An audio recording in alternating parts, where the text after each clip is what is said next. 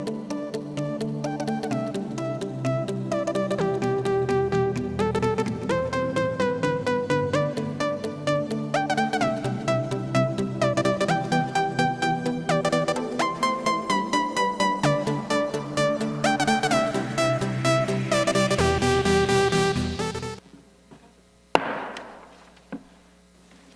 mayor asked me to take over tonight. She'll be coming in after the work session, so I'll start out conducting the meeting, calling the meeting to order. I'll call the meeting to order at 5:02 p.m. Ask for a roll call, please. Vice Mayor Anderson. Here. Councilmember Hawkins. Here. Councilmember Wall. Councilmember Larson. Councilmember Cortez. Here. Councilmember Hughes. Here. We have a quorum. Thank you. The first thing on our agenda tonight is a work session on the 212 technical codes. Ms. Garcia, would you come forward and present technical codes?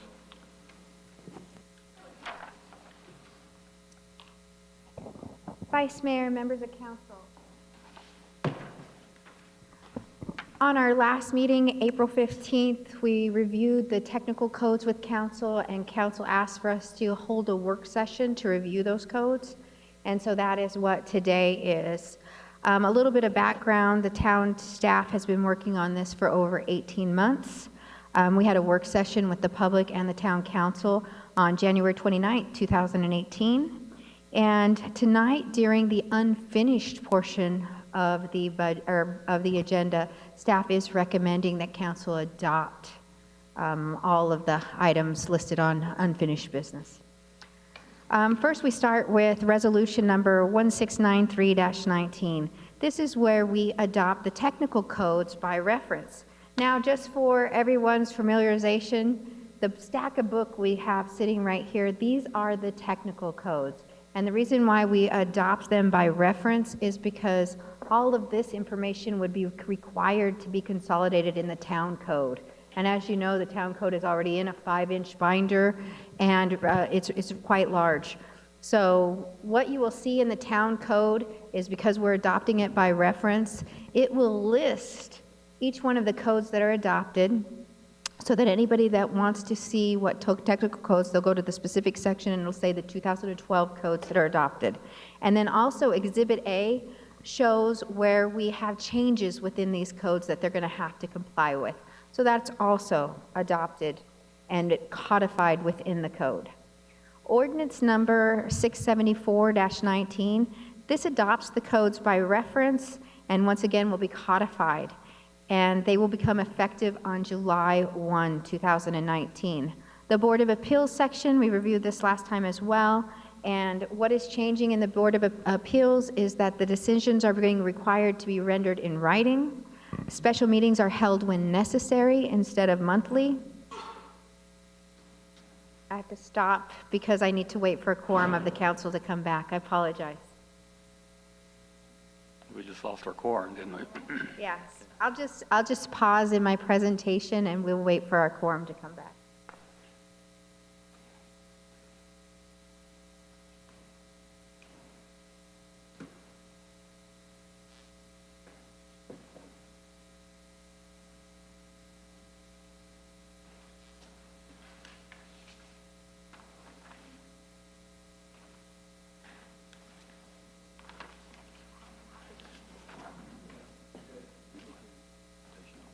Okay. And so I'm going to just start at the slide over again just because. So the changes to the Board of Appeals will be, the decision will be rendered in writing. A special meeting, we'll hold special meetings when necessary. Our original code said that we were going to hold monthly meetings.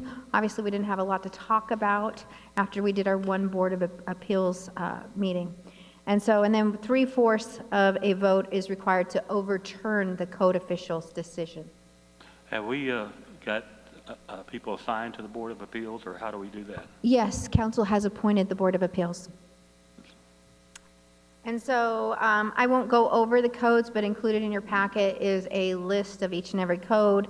So here's a list as well as, and it's within your document. And then what did staff do between last meeting and this meeting? Staff went back and thought about what it was the council was asking for, and we went in and we did some work and we developed definitions. And your team sitting here, they really thought about this and thought about how we're going to make what council wants to revive the Main Street and make sure that we have properties that are able to be rented and used, and how are we going to make this possible. So what they did was they came up with some definitions. And so an abandoned building, and these definitions are in alphabetical order. An abandoned building is a building that is no longer used, occupied, or occupied by its owner or other legal permitted occupant, and that the building does not meet the definition of unoccupied structure as defined by the building official. Evidence that the building being abandoned include vacant building with two of the following: lack of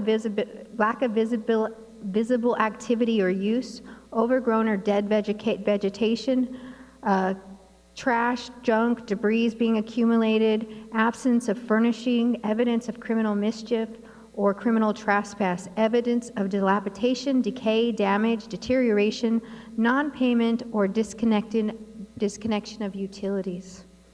So next is unoccupied structure. And unoccupied structure is a new definition that was created by the team, and it will be inserted into the Exhibit A of the code, and it's already inserted. And it says, a building with a documented certificate of occupancy that has been maintained the appearance of the building, maintained the utilities as required for fire protection and security, and is actively seeking occupancy either through sale or lease through a customary commercial method. To maintain this status, the owner must have owner-initiated inspections approved from the town of Florence every 12 months for a period of no longer than 36 months from the initial vacancy. If a building has an approved fire alarm or a fire sprinkler system, the building may be retained the classification of unoccupied structure beyond the 36 months. The building that no longer meets the definition of unoccupied structure is either considered vacant or abandoned. And the last definition that I want to read to you is vacant. A building that no longer is used or occupied by its owner or other legally permitted occupant, a building that no longer meets the requirements of unoccupied structure as defined. Now I'd like to call up our building officials who have worked really hard on this document, both the building official and the fire marshal. If you could come up and take it from here. They're going to explain the purpose of unoccupied and how we're going to walk people through having an unoccupied building. Thank you, Jimmy. Good evening, Mr. Vice Mayor and Council. So, as the Council has asked, we've spent a lot of time trying to put a proposed process together. One of the questions that was asked was, how can an occupant or an owner maintain their occupancy even though somebody moves out? And I believe the example was a grocery store. How could they maintain the occupancy for that, even though they had left, somebody else might want to come back in? So that was kind of the topic of how we went about this. So what we put together was, in order for us to kind of work towards that, the first thing we need a certificate of occupancy. That is something that's required by the code. It's a legal requirement. And the certificate of occupancy, that described that a little bit. Basically, it's a document that tells when the building was built, the code that it was built under, the occupant load, how many people can be in it. So that determines how many exits are required. Also determines the fire resistance characteristics of the buildings, basically how the building performs in a fire. So that would be how the walls are constructed, what the roof's constructed of, those items.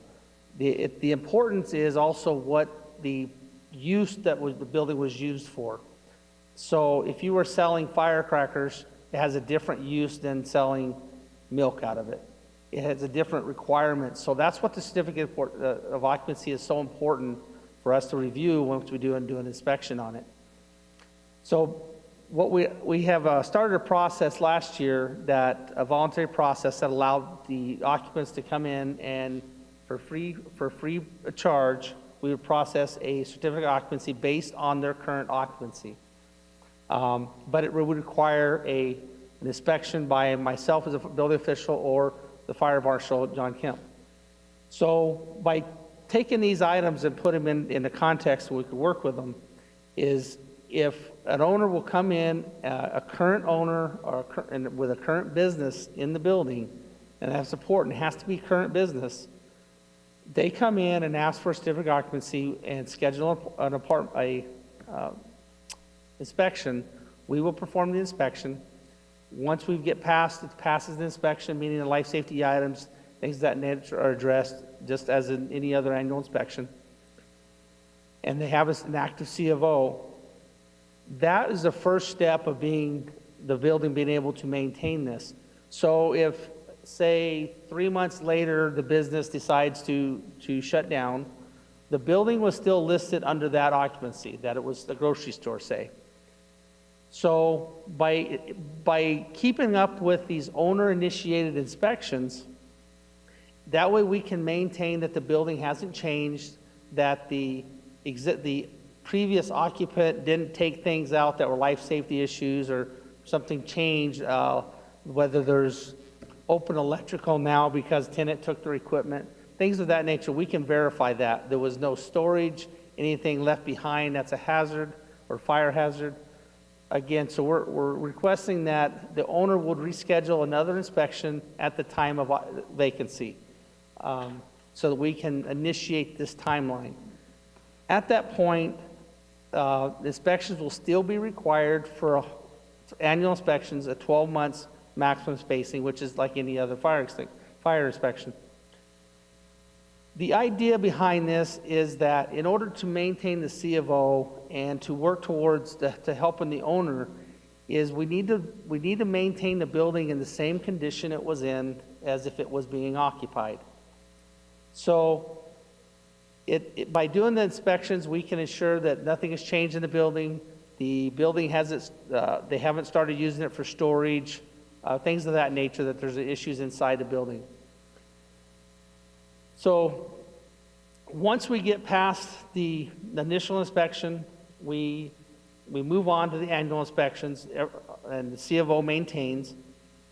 If a new tenant decides to move in under a different occupancy, that would be a change of occupancy, and there's other items that would apply at that point, would have to come up to code, to the newer, the code requirements, because of a change of occupancy. There's no way around the change of occupancy portion. But if they were to come back in as a grocery store for, say, up to 3 years, they can maintain that C of O, a grocery store could come back in, and then it would only have to meet the code items. And what I mean by that is if they upgraded something, whether it be freezers or equipment, then that would have to meet the new codes on that part of it. Can I ask However, if they did not, Question? oh, sir. on this, here you're saying that the people who don't have a certificate of occupancy currently, because whatever reason they don't have their documentation and the town doesn't have theirs, what are they falling under? Because you said it's a voluntary, like invite you in, have you do the inspection so that they can get that certificate of occupancy, because for whatever reason nobody has a copy of it. What codes are they falling under?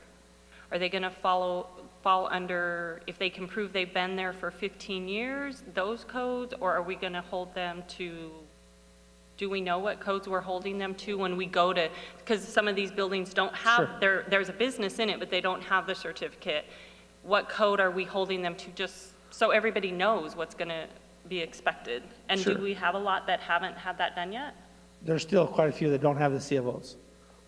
So to answer your question on what code cycle we'd be using, we don't have a reference to go back to what year the building was built. What we'll do is follow the current year or go back to the 2006. We can certainly reference it off of the 6 because that's the code cycle we're still in at this point in time. So our 2006 code will take us all the way to 2007. was when we initiated the original 2006 code. So there's quite some time in there that if you are an existing building and you've been in business, whether it be 6 months or whether it be 50 years, we're going to reference the building as that is the current C of O, that it is used for, let's say it's a lawyer's office, a B occupancy, something to that effect. If that is what your actual business is, that's what we'll reference your C of O at that. So you'll be, so to speak, grandfathered under that C of O. The year is not as important because when we talk about code updates, I think that it has probably a bad name to it, is we're looking at if there's electrical that's been added, we need to make sure it's safe. That's kind of where we're going when we talk about bringing things into code, is that if there's a life safety issue, that has to be addressed. That's regardless of what code you're under. There's no going to a different code, reference fire safety or life safety. One of the things, I don't want to get too far into, but if we look at separations, if a building did not have, was not a C of O with a livable quarters behind it at the time, at some point in that we can find that they have added or made a sleeping area, that was not a legal separation or verify the separations of the buildings. That wasn't legal, so that's technically not up to code. So those are the issues that we resolve that we have to talk about. So we have some buildings in town that have livable structures behind them. They were built that way. They've been that way since they were built. They were designed that way. That is perfectly fine. We're not addressing those. It's when over the years things have been added and it's quite obvious in an inspection how they were added, if they were added through a permit process or if they were just added on a weekend, so to speak. It's really obvious for myself or Mr.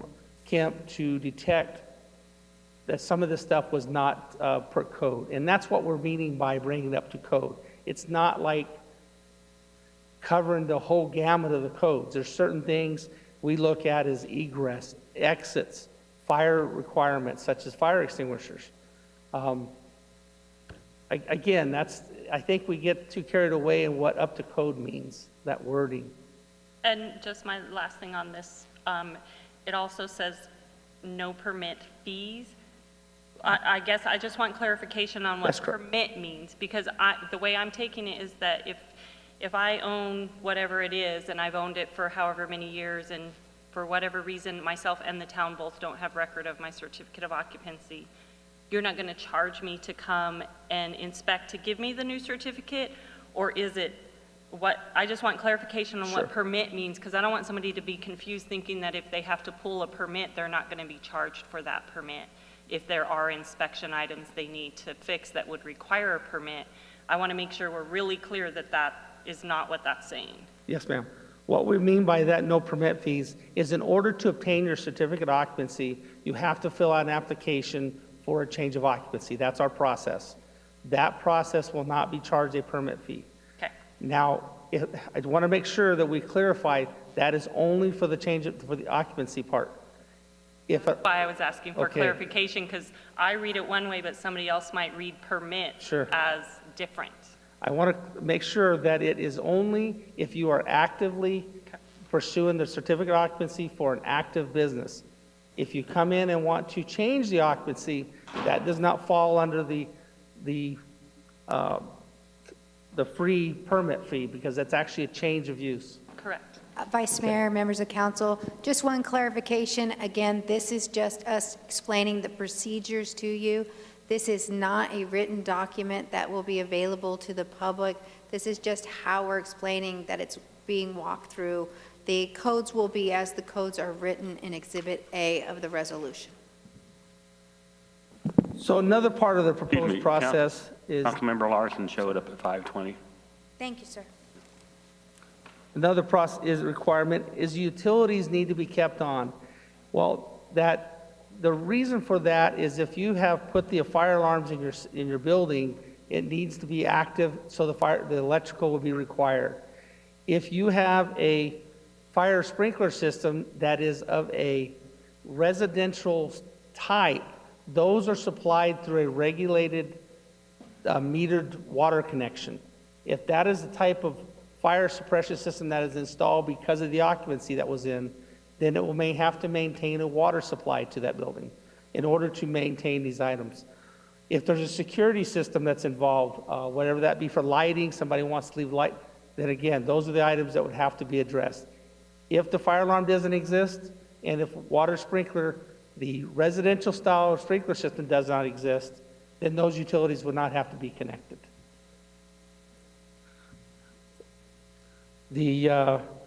Again, what we're trying to do is maintain the building just as if it was occupied. That way we can justifiably keep the C of O continuing on. The owner must also be actively seeking for sale, has to have signs in place. It has to be listed through the commercial means, methods of processing through that. Annual inspections from the fire department and building department will have to be scheduled the owner will have to initiate these. These will not be automatic.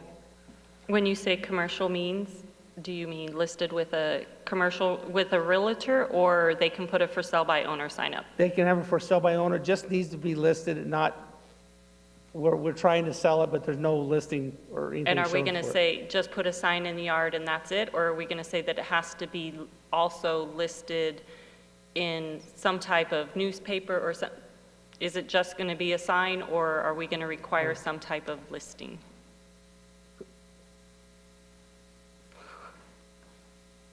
Vice Mayor, members of the council, I think that's intended to kind of deal with the situation on a case-by-case basis, depending on what the circumstances are for that property owner. So I think there would be a preference for something more than just someone slapping the sign on the front door.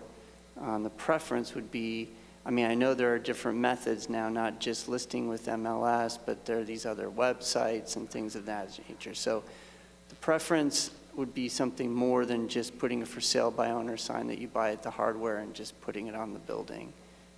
But at the same time, we want to leave some flexibility so the owner and the building official could work on the circumstances, best suited for that owner.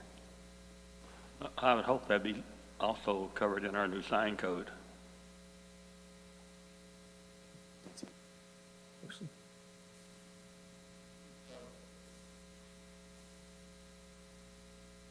I'd have to defer to Larry on that. If he's here. But we're talking commercial buildings here, right? Yes, sir. We're not talking about residential. This is all commercial right now. Yes, sir. Okay. I just wanted to verify that. Well, I would think actively they would have to advertise somewhere besides just putting a sign in their window. No, I would think that they would, the public would have to be notified some way, either through the internet or multiple listing or whatever, or a realtor. But yeah, actively I think means more than just putting a sign in your window, I would think. But I mean, if we need to clarify it better, we can clarify it better. Mr. Vice Mayor and members of the council, as far as the real estate signs are concerned, those are addressed in the draft sign code as they are addressed in the current sign code. As far as on-site advertising, as far as what's allowed, what's not allowed, and generally speaking, real estate signs are of course allowed on a private property for sale. Okay. Thank you.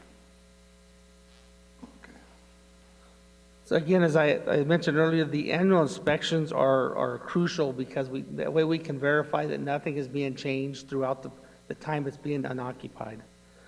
Let's see.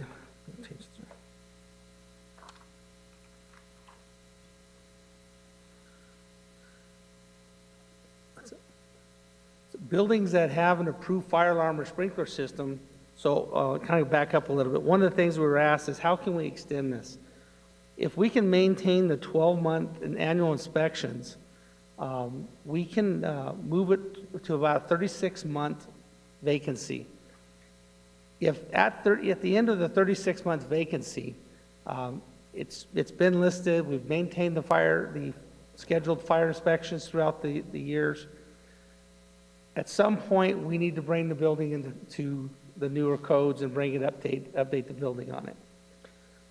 At the end of 36 months, this is where the C of O would expire if it has not been occupied for 36 months.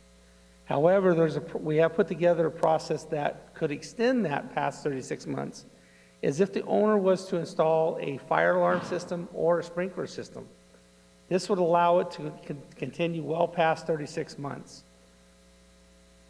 At any point that a new tenant occupies the building, under the same occupant type and similar use, require the initial inspection by the code official. It would require another inspection. Once they moved in, we verify everything is still the same condition, just as if it was the year prior.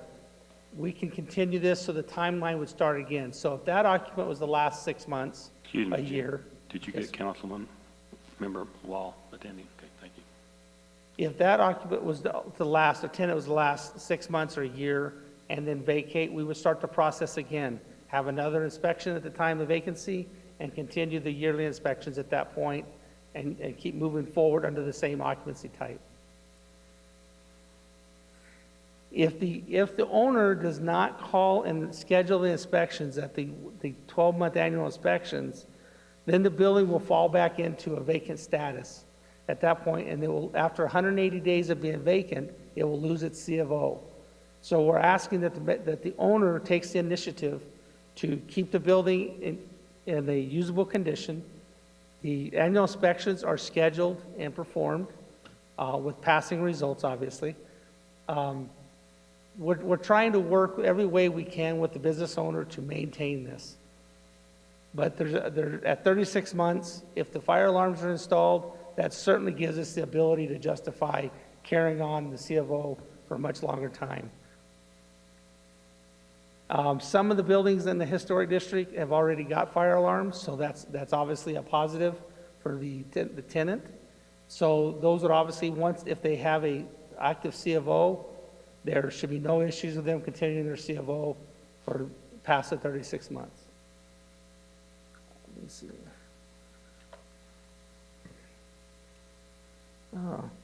At any point that a building, the occupant or classification changes, so if they decide to find a tenant that no longer matches the classification that the building holds, then a new certificate of occupancy will have to be issued, and at that point, those items that reflect that new certificate of occupancy, such as the fire separations, egress, and ADA type things will be applied at that time.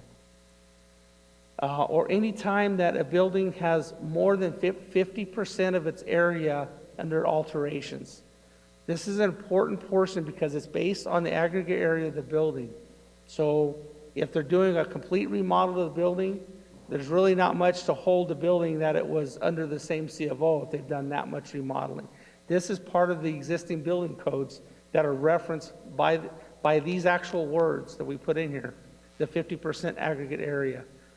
That will trigger the change of C of O and changes of updating of the codes, and I believe also installation of fire alarms at that time as well. Vacant or abandoned buildings that do not have a certificate of occupancy will be required to meet all provisions of the adopted technical codes. Again, egress, fire separations, electrical, those items that. The important part to take away from this that we've really concentrated on is this: each case is an individual case. None of these cases are the same. They all have different life safety concerns, fire concerns, structural concerns. So we have to deal with each building a little bit differently as we see them, as we go through every building that comes up. So to find a process that one type fits all is just not really to happen because there's so many different issues that we have to look at. But we believe that we've got something that is very beneficial to the owner, very beneficial to the town, to work towards having a better quality buildings and bring the buildings into a usable conditions. you have any questions? Any questions? Yeah. Yes, go ahead. Did you put together, last meeting, we asked for the difference between the 2006 and 2012 codes, and it was remarked by the town manager that the 2012 were more lenient and easier to follow than the 2006. Have you compiled that for us? We, Mr. Billingsley did give me a list of the changes from the 2006 to 2012 codes. Do we have them? Have they been presented? It is in our packet? Okay. Any other questions?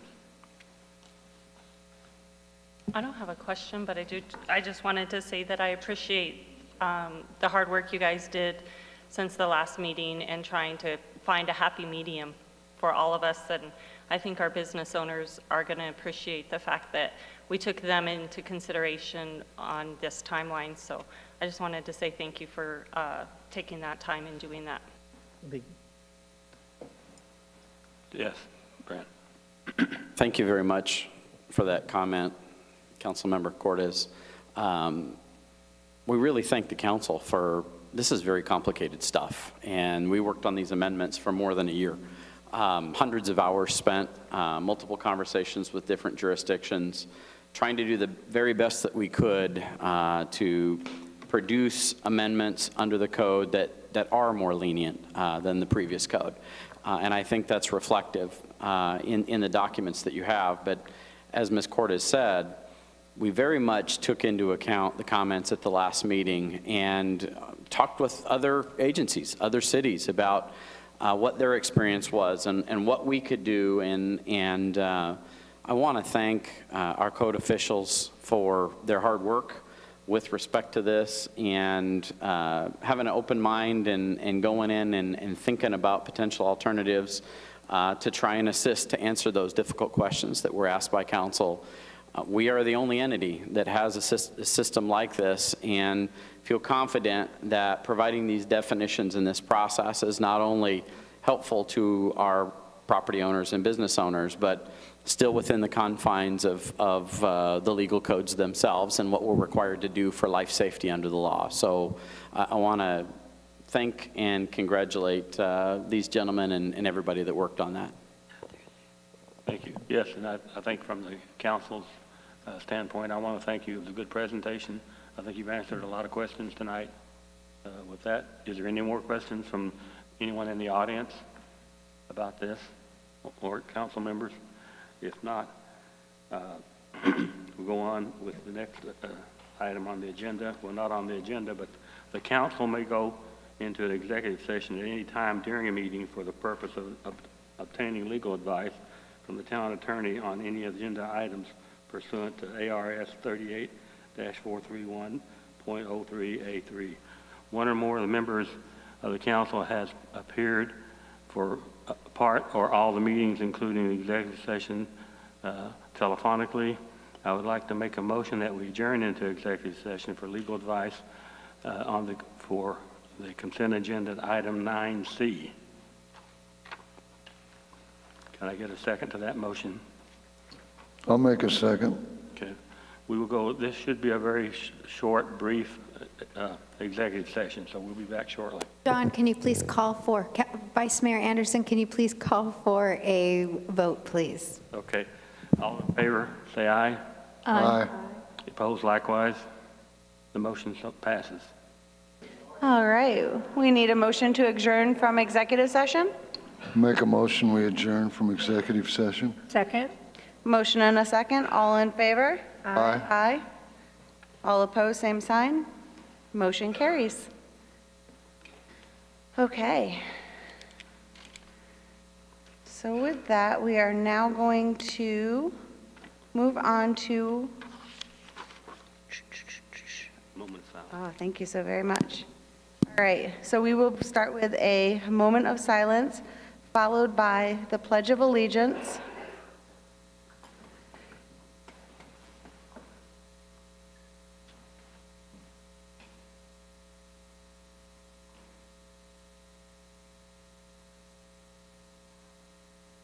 Thank you.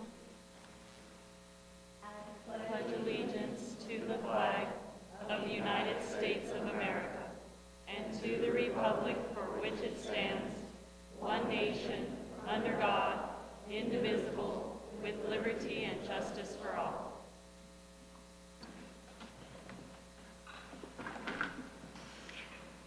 I also invited somebody who I wanted to say a few words before the meeting started. At this time, I'd like to welcome up Pastor Kevin McGinnis. Thank you for being here this evening. Thank you, Mayor. I'm happy to be here. Florence has been my home for over 12 and a half years, and 3 years before that, been planning to come out and begin our church. And so, I've taken a position at the Windward Church of the Nazarene in Kaneohe, Oahu, and will be leaving on June the 11th. But I wanted to thank my town, whom I love, and sorry, I'm a weepy person, so I'll try not to cry because I do love this place. I have built such incredible memories, lifelong friends, deep roots. And so I come here tonight with a heart of gratitude, of just being included and well-loved. We have an amazing town, like no place else I have ever lived. And it is a welcoming town, a beautiful place that continues to get prettier as well. And I commend all of our town council for all your hard work over the years, and our mayor as well.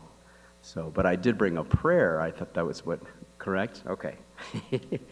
So I don't normally write my prayers, but I've written a prayer for us tonight. So you'll join me as we pray. Heavenly Father, we thank you for this opportunity to gather here in fellowship. We give thanks for the blessings that this town council has received, for its leaders, staff, and for its members, but most of all, for its spirit. Lord, may everything that we do begin with your inspiration and continue with your help, so that all our work may begin in you and for your glory. May you grant each of our staff and town council the bond of brotherly and sisterly love, joy in their labor, peace in their minds and hearts, patience in work with those they serve, kindness for those in need, goodness in conversation, faithfulness to duty as officers, and gentleness for all they encounter, and wisdom in their public and personal lives. We are grateful, Lord, for this opportunity to thank you for the town officials and for all who serve us so faithfully. We ask this in your name. Amen. Amen. Thank you, Mayor. Thank you. All right, at this time, we are going to go to call to the public. Call to the public for public comment on issues within the jurisdiction of the town council. Council rules limit public comment to 3 minutes. Individual council members may respond to criticism made by those commenting, may ask staff to place an item on a future agenda. However, members of the council shall not comment nor take action unless the matters are properly noticed for discussion or legal action. We do have a few call to the public at this time. I'd like to begin by calling up Mr. Jerry Ravert.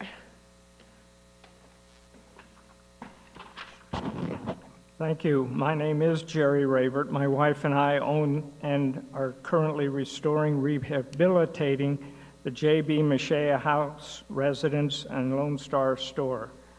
At the last meeting, I did not have a chance to respond to Councilmember Cordes' invitation to attend the Historic District Advisory Commissions. If I may, I would like to continue. I served as chairman of the Historic District Advisory Commission from 1985 to 1991. I have worked for Arizona State Parks for 34 years on 6 parks, and 3 of those are historic parks, including 9 years at McFarland Historic State Park. Our house has been part of 2 federal stabilization grants sponsored by the town of Florence. The small house on Bailey Street was part of one of those grants, so it had been stabilized. There was no reason to tear it down. Since 1990, 1983, we have lost at least 9 historic buildings, 4 of them in the last year. The town of Florence leads in alterations of our historic Main Street. How often has the council asked, listened to, or followed recommendations of the Historic District Advisory Commission? From my perspective, the town is saying, do as I say, not as I do. The town needs to lead by example. In reference to the Kuhn Building, in the last issue of the Florence Reminder, it was reported Deputy Director of the State Historic Preservation Office, Chris Cody, told Tom and Lynn Smith not to plan too far ahead. Yet the town still insists on placing an unreasonable deadline for completion of the project. After the building has been sold and stabilized, the town should not have any involvement other than support. Of course, the proper building permits should be issued as needed. Remember, the town of Florence received the QN building twice, and both times the first response was to demolish the building. Here is the second person who wants to preserve the building, and the town is still trying to control the project with a 2-year deadline, which even the town could not accomplish. This deadline does not reflect well on the Thank you so much for your time. as a business-friendly community. Thank you. You're welcome. In responding to your criticism, I would appreciate if you would follow up with Mr. Benjamin Bitter and set a meeting, because you have several facts that were incorrect in your statement. Thank you. I'd be glad to hear those. Thank you. Ms. Kathy Adam.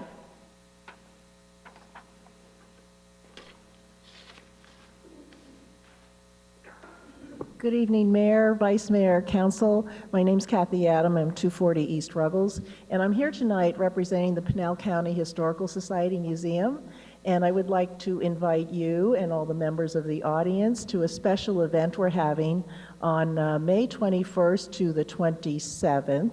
And what it is we are jointly sponsoring an exhibit and celebrating the presence of the Second Territorial Prison, which has been in Florence, came here from Yuma 111 years ago, and this is also the Department of Corrections' 60th anniversary. So we start back 111 years ago, and we are jointly sponsoring this exhibit. A lot of you are familiar with what we have. We have gone into our archives, so there will be new and additional information that's not usually out on the floor. But I want to especially call attention to the DOC exhibit. Warden Curran sends his apologies. He is at Central Command in some sort of situation, which sounds very serious, and he'd rather be here with us tonight, but I will do my best.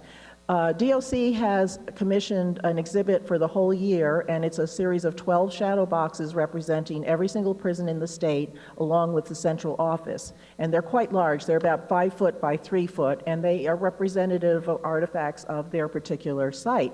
And so we will be lucky enough to be showing them at the museum for a week. The warden has then also offered, as you may or may not know, they are one of our partners in restoring our historic fire trucks. So the next one up is the Mac Jr., which needs significant work mechanically and body-wise. And so all the proceeds of the tour go to support the Mac Jr. And what he's offered is a private tour of the prison, which, and if any of you have been there, it is really very, very interesting. So you would come to the museum, see the exhibit, drive yourself to the museum. There will be a special parking place and a bus to take you up to the administration office. So again, just want to invite you all to come and see it. Thank you. Thank you so much. Principal Toby Haugen.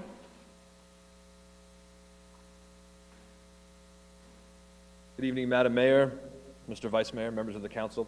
I speak on behalf of Florence High School and the Florence Unified School District to express our gratitude for your, again, contribution to support our grad night lock-in that's going to be held the night after graduation. This year we're actually changing things up a little bit. We've normally held this event right on our campus, and students will go through graduation process, through the ceremony, go get a little something to eat with their families afterwards, and then come back to the campus for a lock-in right there on the baseball field, football field, throughout the campus. Our attendance has been a little bit smaller in the last few years, and so we're trying to revive it a little bit with something different. So this year, we are actually going off campus and going out of town. At midnight, we will have buses that will leave, and we have rented out Main Event in Tempe. And so only Florence High School graduates for 2019 will have access to that building from about 1 a.m. to 3 a.m., 1 a.m. to 4 a.m., and then we'll get back on the buses and come back to Florence High School about 5 o'clock in the morning, and, well, they will, I will be sleeping. But it should be a great time, and so I just wanted to, again, express my gratitude for continuing to support that. You are our biggest supporter to make that event happen, and so this way of doing it is actually slightly cheaper than what we've done in years past, and so it's more economical, but I also think it's going to have a little bit bigger bang for the buck and a little more excitement for our students. So again, I just want to say thank you for your continued support. Thank you for all that you do.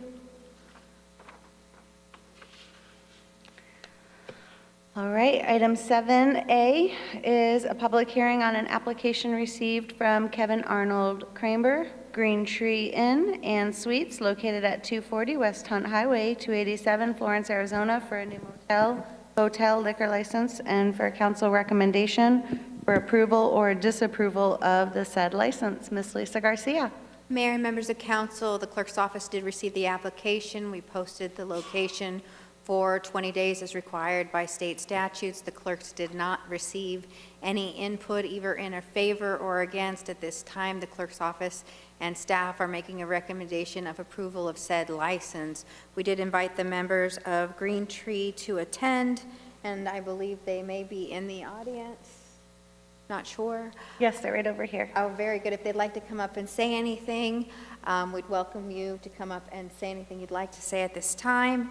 And with that, after you hold a public hearing, the clerk's office as well as the town staff does recommend approval. Thank you.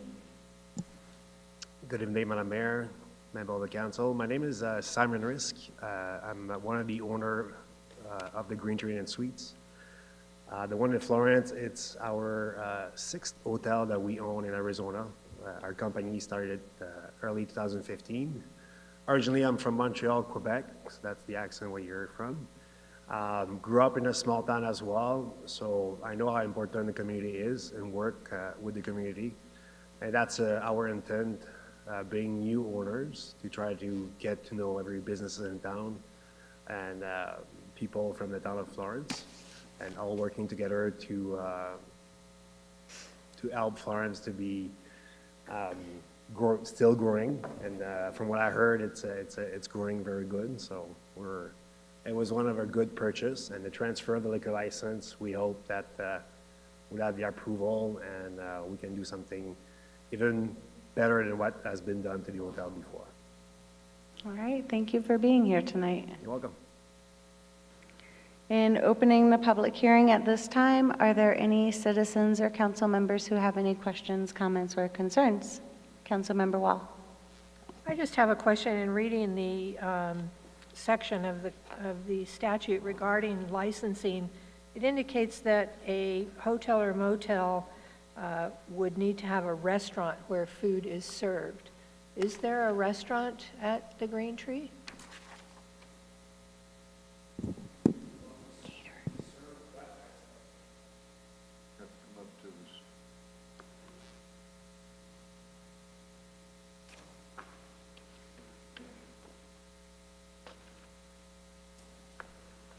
If I'm not mistaken, the license that we have, it's a license 12.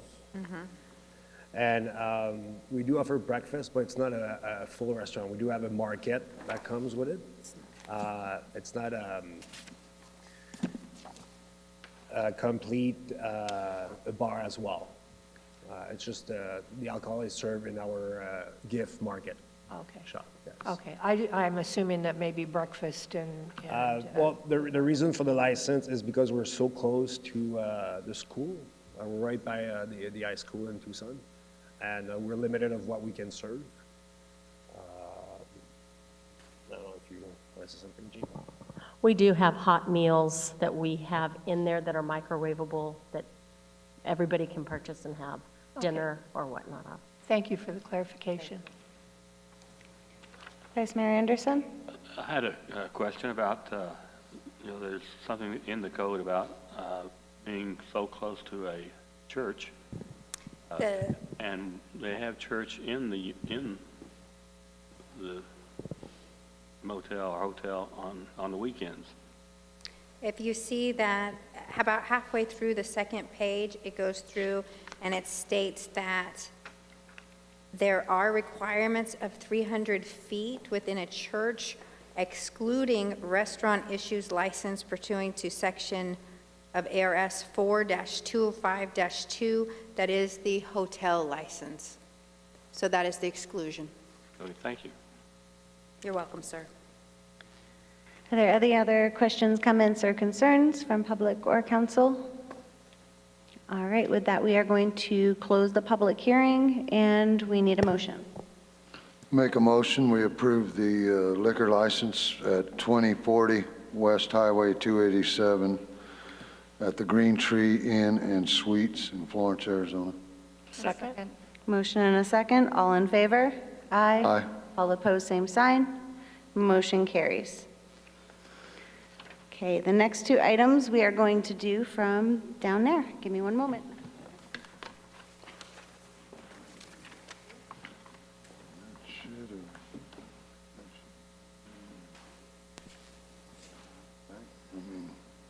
I would think they didn't put it.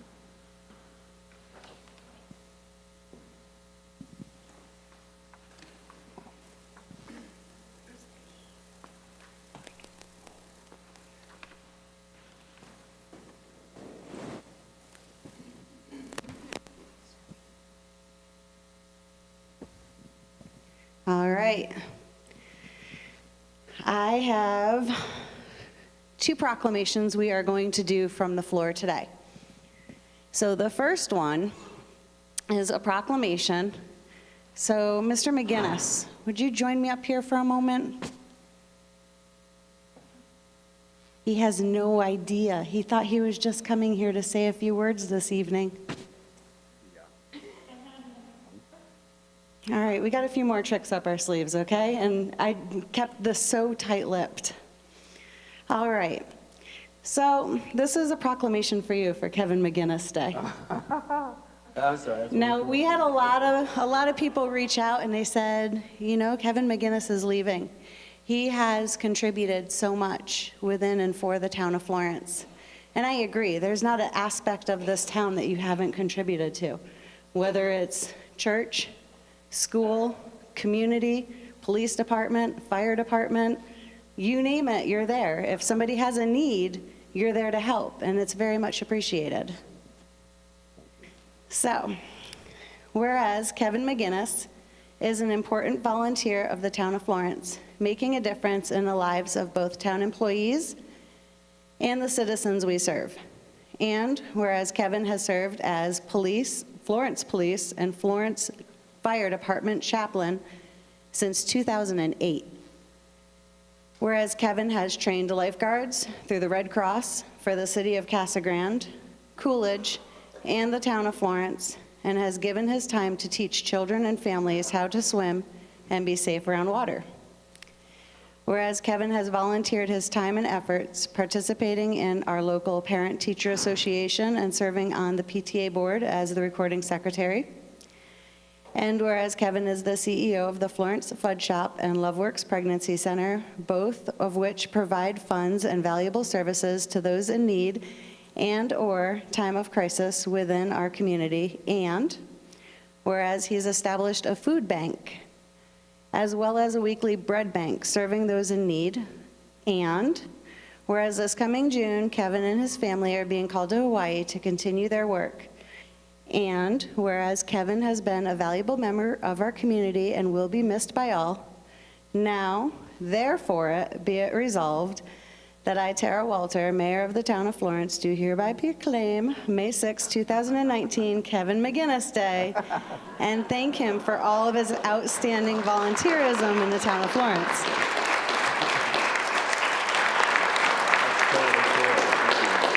You know, it really is cool, but there's one more thing. Are you ready?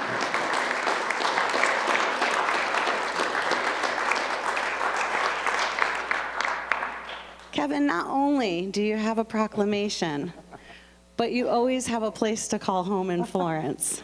That's so fun. Thank you. So Oh my thank gosh. you. Thank you. And I'm gonna hug I'm you. gonna hug you too.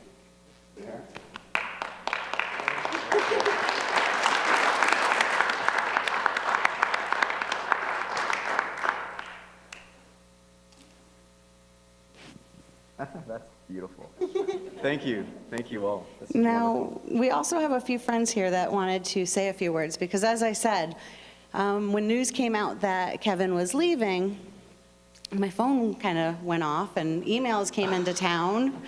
And so one person, you know, after another, we said, okay, let's have 3 people come on up and share a few of their recollections and stories. So Lisa, can you help me with the introductions? Dee Jones, can you please come up for a moment? This is yours. Thank you, Dee. Thank you. This is really, really neat because he roasted me well last night, honoring me for 50 years of ministry. Now, I think of this. I think of all the things that Tara has said. Kevin McGinnis, Pastor McGinnis, Chaplain McGinnis, PTA member and board member of the PTA, swim coach and lifeguard coordinator. And this could go on, and if I did, you'd hate me. But some of you think you know Kevin really well. Let me tell you. I've known Kevin since about 1986. And you know what? We're still friends. And we still love each other and appreciate each other. And if you haven't gotten to know Kevin yet, it's too late. He's leaving on June the 11th. You know, when he came to Florence, he planned to be a highly visible part of the community. You think he's done that, Mayor? And I think he's done a great job. And everywhere he goes in town, if I'm with him, he hears, "Hi, Pastor, hi, Pastor, hi, Pastor." And I think he has successfully led his congregation in building a church family, a community. He's led his congregation in building a beautiful church facility. And I just say, wow, thanks, Pastor. You leave something great for Florence. And now he's going to this new assignment. He's going to suffer for Jesus. But you know, the thing is, he's not taking his family there on a vacation. There's lots of work to be done. And we in Florence know he can do it, don't we? We know he can do it well. So let's all congratulate him on a job well done. Wish him Godspeed as he leaves us, and often remember to pray for him and Lisa and the boys for success there across the ocean. And do this for me. Remember that Pastor Kevin does not find great joy in you remembering him as a great church builder, a pastor, or a member of the community. Pastor Kevin often says this: "I find my identity in the Lord Jesus Christ." I'm proud of you, brother. And we want you to know, Pastor Kevin, that Florence loves you, and we will miss you terribly. In fact, I already miss you, and you're not gone yet. But our town will never be the same, and you always have the key to come back to a better town than what you founded 12 and a half years ago. God's best to you, to Lisa, and Aiden, and Quincy, and Rowan, and all of our love from the citizens of Florence. Thank you.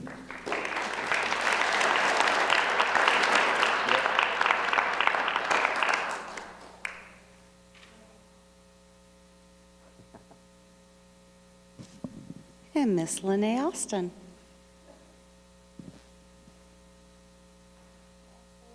Thank you, Madam Mayor and members of the council. Kevin, I am pleased to be able to say a few words, but I'm crying inside because you're leaving. It's just killing me, but it's all good. I met you 11 years ago, and you know how to listen when you are called. That's why you came here, and I'm sure you were listening very closely when you were called to where you're going now. So it is right and justified in the thing that you should do.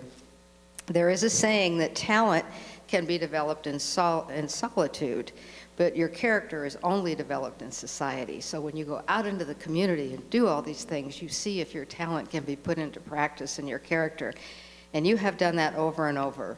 You signed the Articles of Incorporation of the Future Forward Foundation 8 years ago. You were one of 3 of the original incorporators, and you stayed with us the whole 8 years. It's going to be a huge loss to the foundation, but you said, I do this because of the mission, and my mission extends out into the community to many others.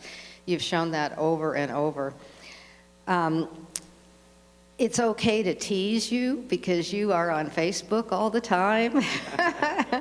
And someone is so approachable and so lovable when they're vulnerable, when they throw down the gauntlet.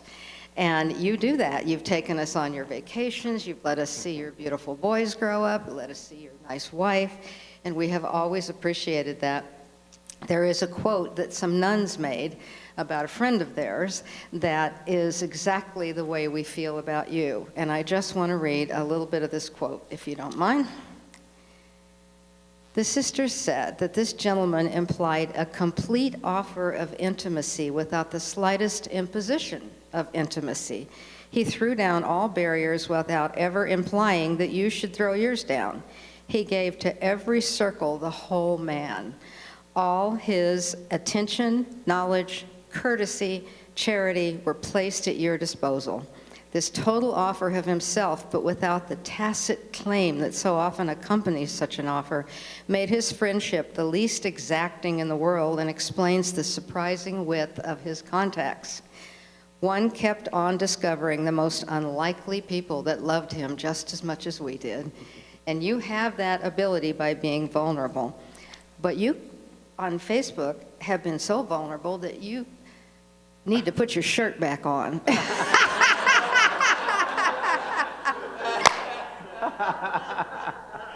And when you had the photo of yourself in your fancy new police uniform, I wrote back and I said, just another lousy Irish cop. But you are wonderful. In a day and age when there is such a lack of moral fiber, you've been a pillar in society. I mean, you've literally been a real major pillar in this town. And I don't know who's going to replace you. I don't know what we're going to do without it. But when you are in Hawaii, and if you have a low moment, remember all the successes you had here and all the people that loved you. Thank you.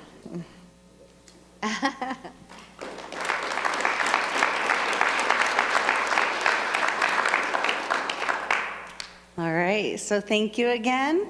Thank you. Thank you so much. Thank you, everybody. I will miss my town, my home. Don't hand me the mic, I'll be too long. But God bless you all. Thank you. Thank you. It's just, anyway, I'll cry. You know I am. So anyway, thank you. Thank you, all those who I got to serve along with as well. So major thank you, Chief. No, all of you guys, both of you, man. I respect you deeply, and I count you as lifelong friends. And we are kindred spirits. So anyway, I'll continue to pray for my town, and I will never stop loving my town. So God bless you all. Thank you. Thanks. This is cool.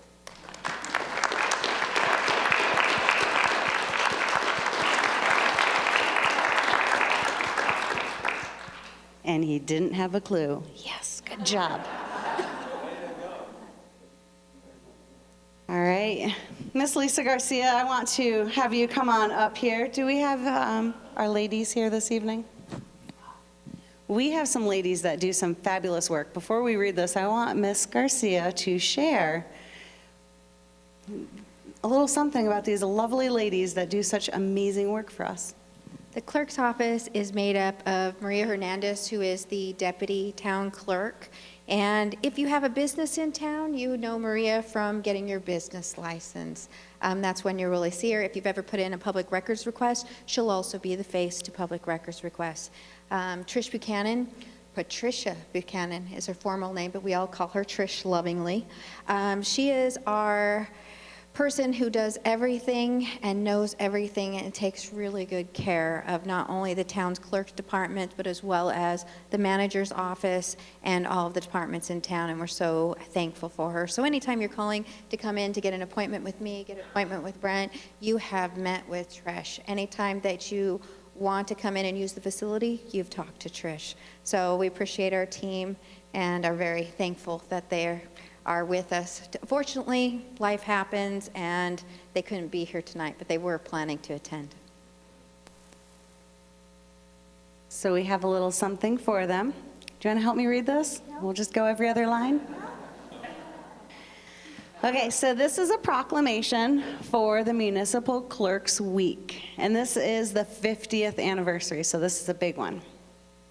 It is declaring May 5th through 11th, 2019, whereas the office of the municipal clerk is a time-honored and vital part of local government that exists throughout the world, and whereas the office of municipal clerk is the oldest among the public servants, and whereas the office of the municipal clerk provides the professional link between citizens and the local governing bodies and agencies of government at other levels, and whereas municipal clerks have pledged to be ever mindful of their neutrality and impartiality, rendering equal service to all, and whereas the municipal clerk serves as the information center on functions of local government and the community, and whereas municipal clerks continually strive to improve the administration of the affairs of the office of the municipal clerk through participation in educational programs, seminars, workshops, and the annual meetings of their state, provincial, county, and international professional organizations. Now therefore I, Tara Walter, Mayor of the Town of Florence, Arizona, do hereby recognize the week of May 5th through May 11th, 2019 as Municipal Clerks Week, and further extend appreciation to our municipal clerks' office staff and to all municipal clerks for the vital service that they perform and their exemplary dedication to the communities that they represent. Dated the 6th day of May, 2019. And hopefully these lovely ladies enjoy their flowers. That's it.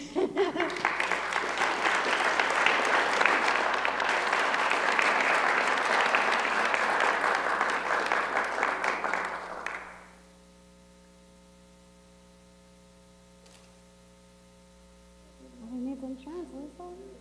All about the insurance policy. Thank you. But you didn't do it. Thank you so much. We give this to the lovely ladies.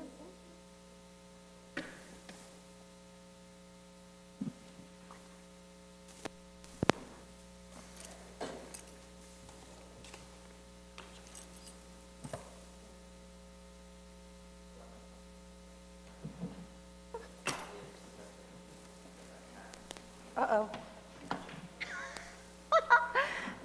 I almost fell. The chair had wheels and rolled. How cute. All right. I know. It's dangerous. It's because it's so warm up here. It's so warm. All right. Item D is presentation on the design concept report for roundabout improvements. Mr. Chris Salas.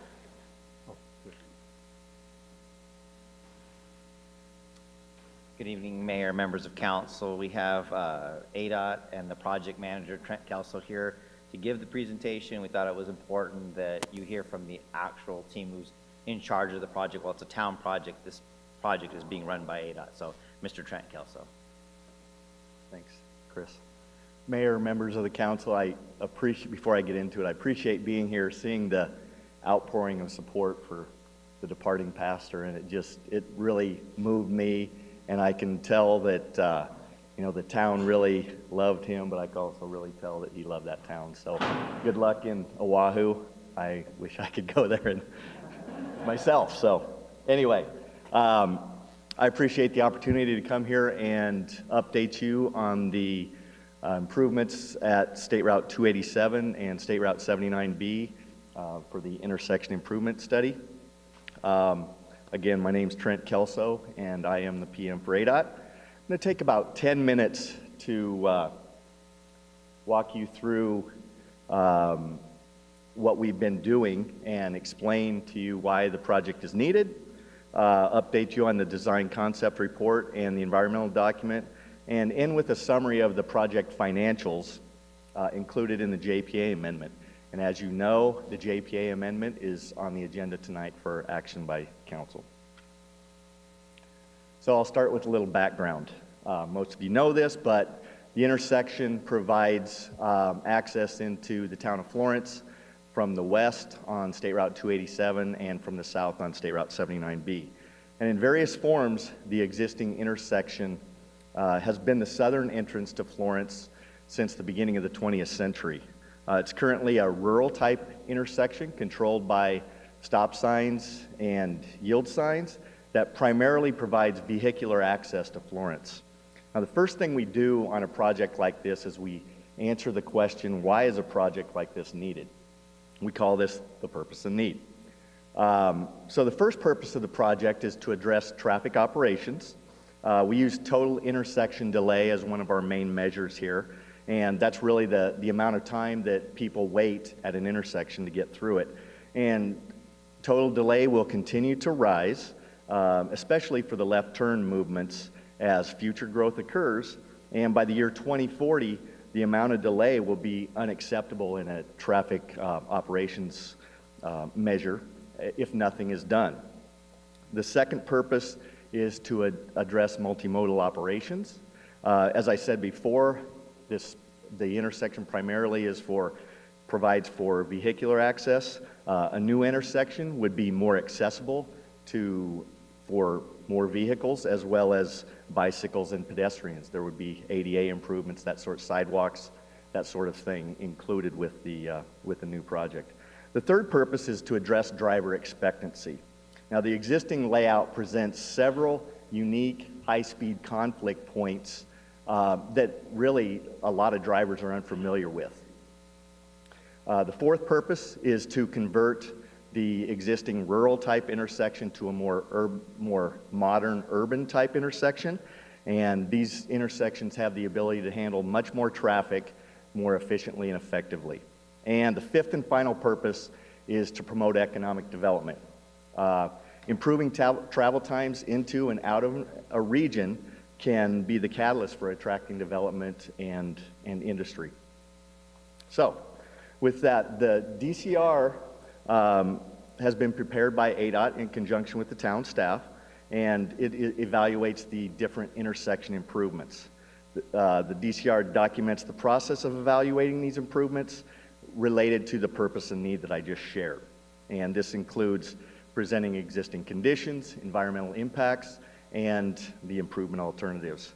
So the study area we used in the DCR include the functional limits of the existing intersection, kind of the area that you see on the right side of the screen up there. There were 5 alternatives are evaluated in the DCR. Other than the no build, there were 4 build alternatives, kind of have little thumbnails of them up there. There were 3 roundabout alternatives and a signalized T intersection alternative. All except one of the build alternatives maintains 2 separate intersections between State Route 79B and State Route 287 and Florence Heights Drive. So I'll briefly show you the 4 alternatives, and then we'll talk about the recommendation. So the first alternative is a single roundabout. It combines the main movements from State Route 287, State Route 79B, and Florence Heights into one large multi-lane roundabout intersection. As you can see here, State Route 79B is shifted approximately 100 feet to the west to allow for a correct intersection layout. Alternative number 2 has one multi-lane roundabout up near the Burger King with a T intersection at Florence Heights Drive. And as you can see here, the existing Florence Heights is around the houses on the right side of the screen there. It is shifted to the south to create additional southbound left storage for southbound left turn movement. Alternative number 3 has 2 roundabouts. There's one main multi-lane roundabout up near the Burger King and a single lane roundabout at a new intersection between State Route 79B and Florence Heights Drive. Again, Florence Heights Drive is shifted even further to the south to separate the roundabouts, for more separation for the roundabouts. And alternative number 4 is a signalized T intersection up near the Burger King with stop-controlled T intersection at Florence Heights Drive. Again, Florence Heights would be shifted to the south to allow that extra left turn storage. So, going to our recommended alternative. Our recommended alternative is the dual roundabout alternative, alternative number 3. The major decision factors that we used to determine the recommended alternative were shorter queue lengths or shorter backups. The roundabout intersections allow for more continuous traffic movement through an intersection, shorter travel time through the intersection, so to traverse through that intersection, the time is shorter than any of the other alternatives. And as well, this alternative accommodates the projected year 2040 traffic demand with less delay than the other alternatives. So once we finalize the DCR and the design concept report and environmental document in the next few months, the team's going to begin design, right-of-way acquisition, environmental data recovery, and then ultimately targeting starting construction in the calendar year 2022. So finally going to cover the financial impact or the financials that it's included in the JPA tonight. A total of $3.87 million of federal money has been programmed mostly by MAG.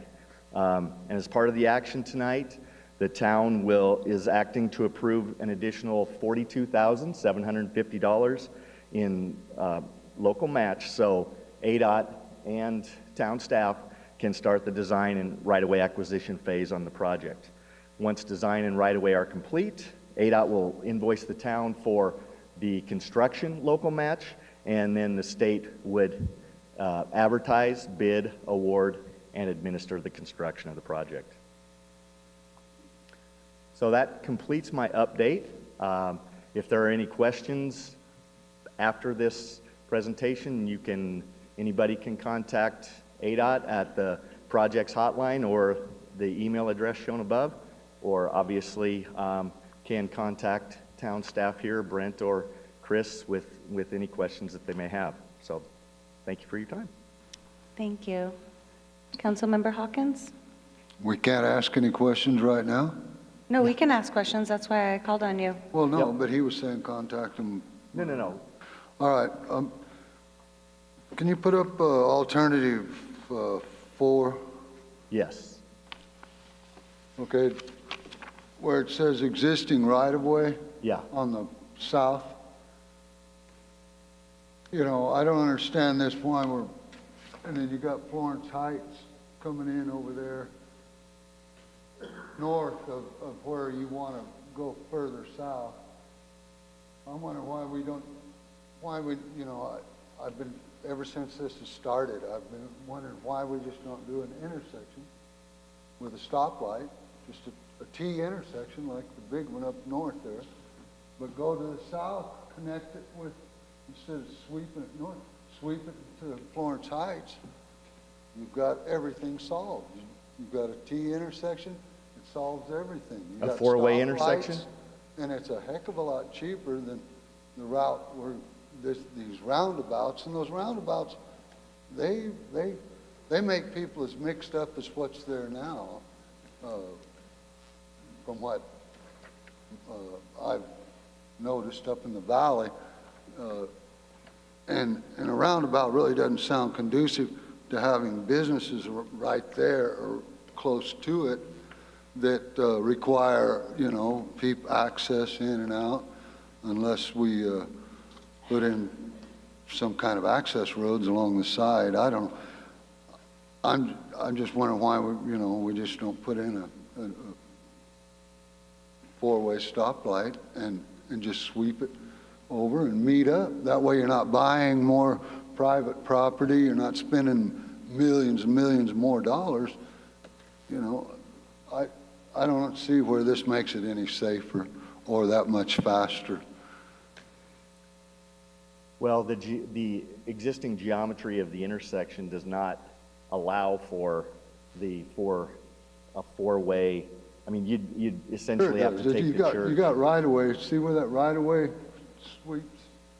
I wish I'd have brought my laser. But is this where that sweeps? And then you see right here? Right there. You see, you're sweeping it up north. Why not sweep it over south? Right there. Yeah. See the old Florence Heights, instead of buying more land and moving it further down, why not just connect them right there? Boom. I mean, more than likely, we would have to take that church right there. Just no, we've got because of the geometry to set up the intersection. I mean, intersections aren't safe unless you have really safe unless you have tangents coming in to the or straight shots in. And as you can see, this does not line up with Florence Heights. Not down there, it doesn't, but it would if you okay, on that one, you're saying you can't do a stoplight on a sweeping curve. You've got one right there. No. That's a T intersection. What I'm talking about is that's what I'm talking about. Put a T intersection right there at Florence Heights. Okay, you're talking about a four-way intersection this way, north and south and east and west? Yeah. Right. Yeah, that's exactly what I'm talking about. It's really up to, I mean, you know, well, no, but I mean, we've been talking about this for several years. We would be taking the church. Well, I don't understand why. If you're on state right of way, I don't know why you'd have to buy that church unless you want more right of way beyond what you've got, but you don't need it. I mean, you can connect, whatever. Am I correct in understanding you need X amount of feet between the road and where the church property is? Well, because of the way State Route 287 is coming in at an angle here, and the way Florence Heights is coming in here, I mean, they don't line up. So we would need to line State Route 287 up down here with Florence Heights, and then we would still have a little bit of a skew on the State Route 79B portion of the intersection. No, they go right up there and turn left, right at the light. They don't need to go on up to turn left to go to Coolidge. They just come right across Florence Heights, or they come up from the south going north, and they turn at the light and head to Coolidge. It's simple. I don't, whatever. It's just. Mr. Billingsley, I know that you and I have talked about this before. Can you share a little bit from our conversation? Yeah, there's a number of limiting factors. Trent's talked a little bit about geometry. There's also some volumes associated with this in terms of traffic, both existing and projected, that have to be accommodated. The last thing is there is a sizable easement from San Carlos Irrigation and Drainage District where they have a tiled canal there. So it's also a limiting factor, along with obviously the access to businesses, et cetera. Trent and as his team, which was Kittleson Engineering, even though he's the ADOT project manager, they've been working on this for a number of years. We've presented to town council before, and they've done a very detailed study, which I think council has a copy of how to mitigate for all of those factors and provide a safe and efficient intersection concept. That analysis, as well as the sensitivity analysis provided by the engineering firm, recommends the preferred alternative, and that is the alternative that Trent has presented. I think when I first got here over 3 years ago, there were 7 different concepts that were being looked at, and a number of those just were not feasible. So these were the final 4 that were analyzed in detail. Yeah, I do know that over the past, goodness, since 2013, I've been able to be a part of the conversations, and ultimately we are trying to find the best route for our businesses, for our citizens, for the engineering, providing that effective and safe travel for the community. So I do appreciate it. There's been 6 years so far, if not more, of time that's gone into this. I don't know what this says about me, but I worked on this project when I worked for Pinal County over 20 years ago. When the Burger King was built, shortly after the Burger King came in, there was a fatality of a local student that occurred at the drive access just south and west of where the signal's shown in this concept. And the town of Florence at that time had much smaller staff.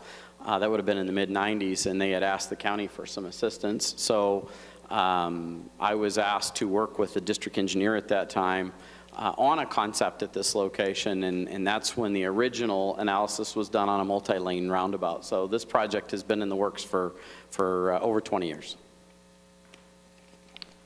I just have a question on the recommended Mm-hmm. one. You have the 2 roundabouts. Yes. The smaller one, what is its proximity, because I can't tell when I'm looking at this, to the actual Burger King entrance? The north roundabout there, or this one? That one, yeah, that one. Where's the Burger King at? The Burger King is right here. Oh, perfect, thank you. I was way off. Councilwoman, if you see that leg that's coming in from the east to the smaller roundabout, that leg goes right through the existing real estate sign on that vacant property.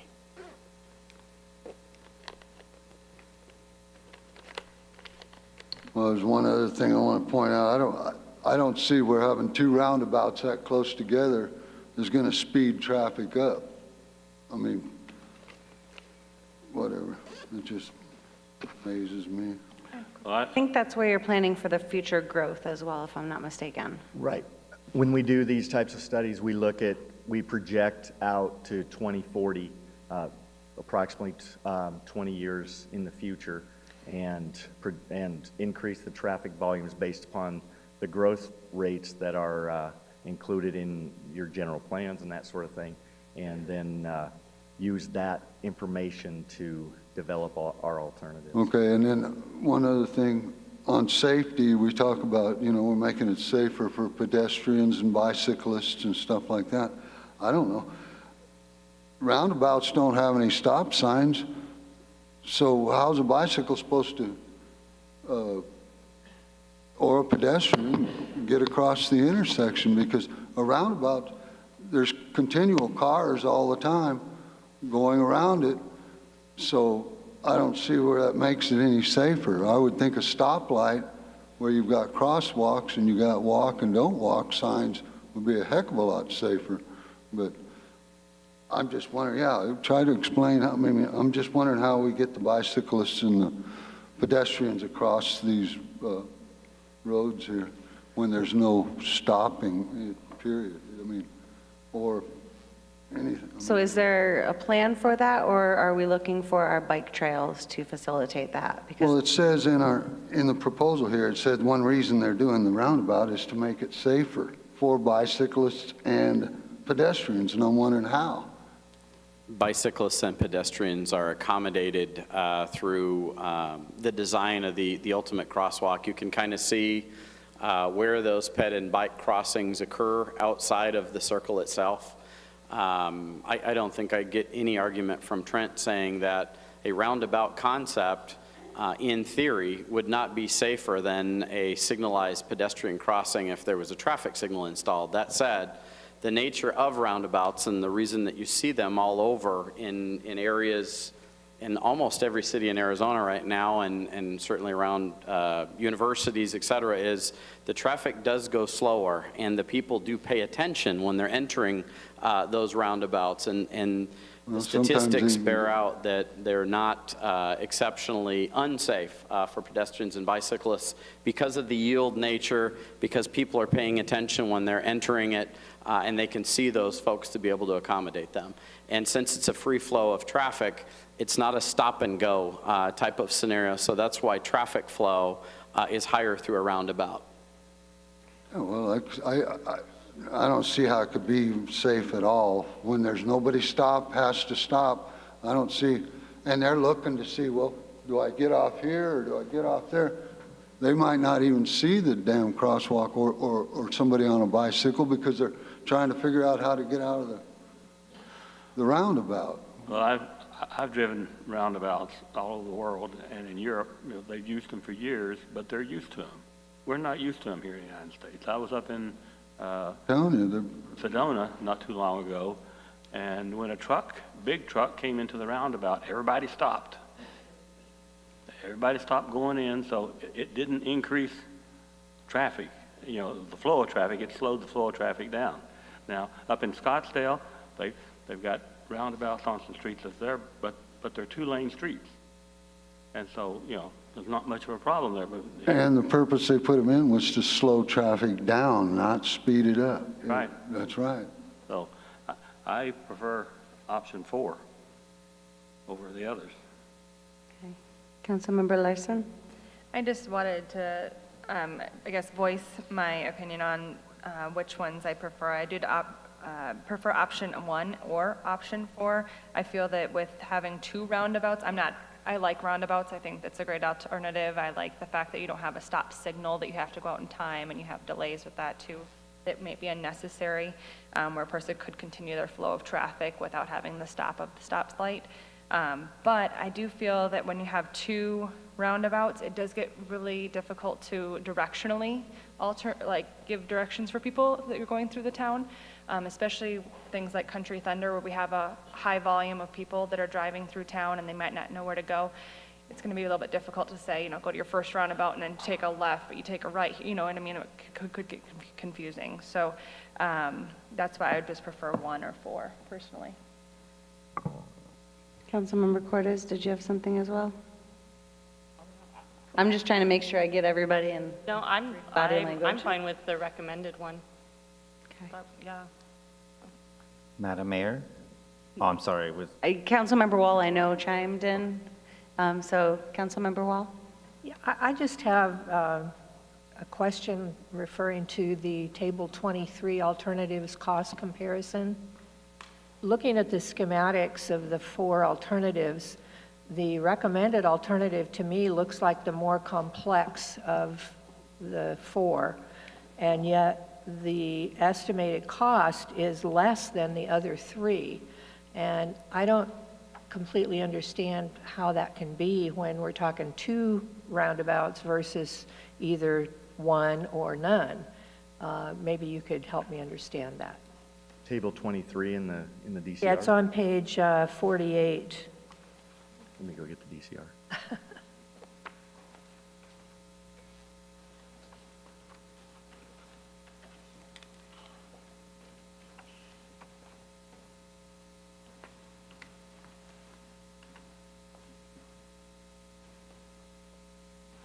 I can assume it's all the lack of hardware, the traffic signal itself, big part. I mean, yeah, there's a lot of things that go into the estimates. When we have a total program cost for each one of the alternatives. Some of the alternatives have more right-of-way costs. Some of the alternatives have signal costs, that sort of thing. So in the end, some of them have more earthwork than others, more drainage. In the end, when at the level that the engineers performed the estimates at, each one of the alternatives from a cost perspective were fairly similar. Okay, I guess my next question is, do we actually as a council have a choice as to which alternative is selected? Well, I would just say that ADOT is not here to say that you have to choose the recommended alternative. We're not here to say you have to choose a roundabout. So, yes, you do. So if we take action on the recommended motion tonight, we're not locking ourselves into alternative number 3?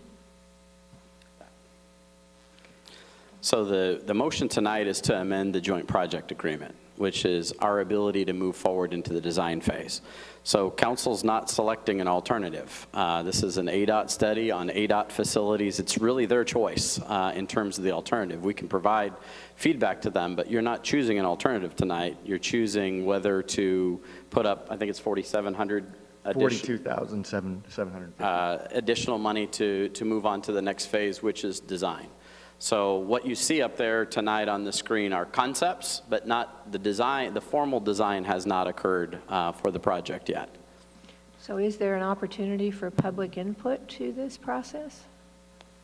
Yes, if council wants to have public input as to the alternatives, we can set that up at future date and we can provide that information to ADOT. Can you correct me if I'm misrecalling, but didn't we have some opportunities, Yes. especially set up at the local library several times for We've talked about this project in the past, yes, and reported and talked about concepts in the past, yes. Okay, I thought I was there and I remembered seeing all the maps, but I just Yes. didn't. So yes, keep in mind that these are both ADOT highways, and the deal that the town made, and it was many years ago, I think 8 or 9 years ago, was that ADOT would fund the design, which includes the design concept report, and the town would be responsible for constructing the alternative. So I think that ADOT would listen heavily as to what we prefer from a town's perspective, but keep in mind, ultimately, it's their engineers and the operations and the safety that are going to make the final decision on how this occurs. Okay. It's their roads. Now, my feedback that I would want to give is in regards to, item 4, when we're talking about, taking a place of worship and going over and, because we need that road space, especially when there's other options there, that's something that I couldn't support. So really the question tonight is whether to amend the JPA that we have with ADOT and move to the design phase. Correct. All right. Well, I think we can all agree at that time, and also it sounds like council and citizens would also like to see some additional opportunities to communicate with ADOT if they'd be so willing to come back again. And Mr. Salas, I apologize. Thanks for your patience. No problem. I wanted to point out a few things that were kind of left out in the presentation. We were just trying to get through the overall view of the project and where we're at today. But some of the things that I guess were left out is the process, the voyages to get here. So obviously, the project had been going on for a very long time when Brent was hired here and when I was hired here. I have no propensity to choose roundabouts. What we decided to use is, again, this stuff is all a conglomeration of data. And in the end, to address some of the questions that were done, this is not an opinion on the time travel. This is run through a very sophisticated traffic model, most likely synchro, where there actually is a number at the end that is calculated on the entire distance traveled. So it's not my opinion that it's a faster intersection or a more efficient intersection. It is what the computer ends up outputting in there.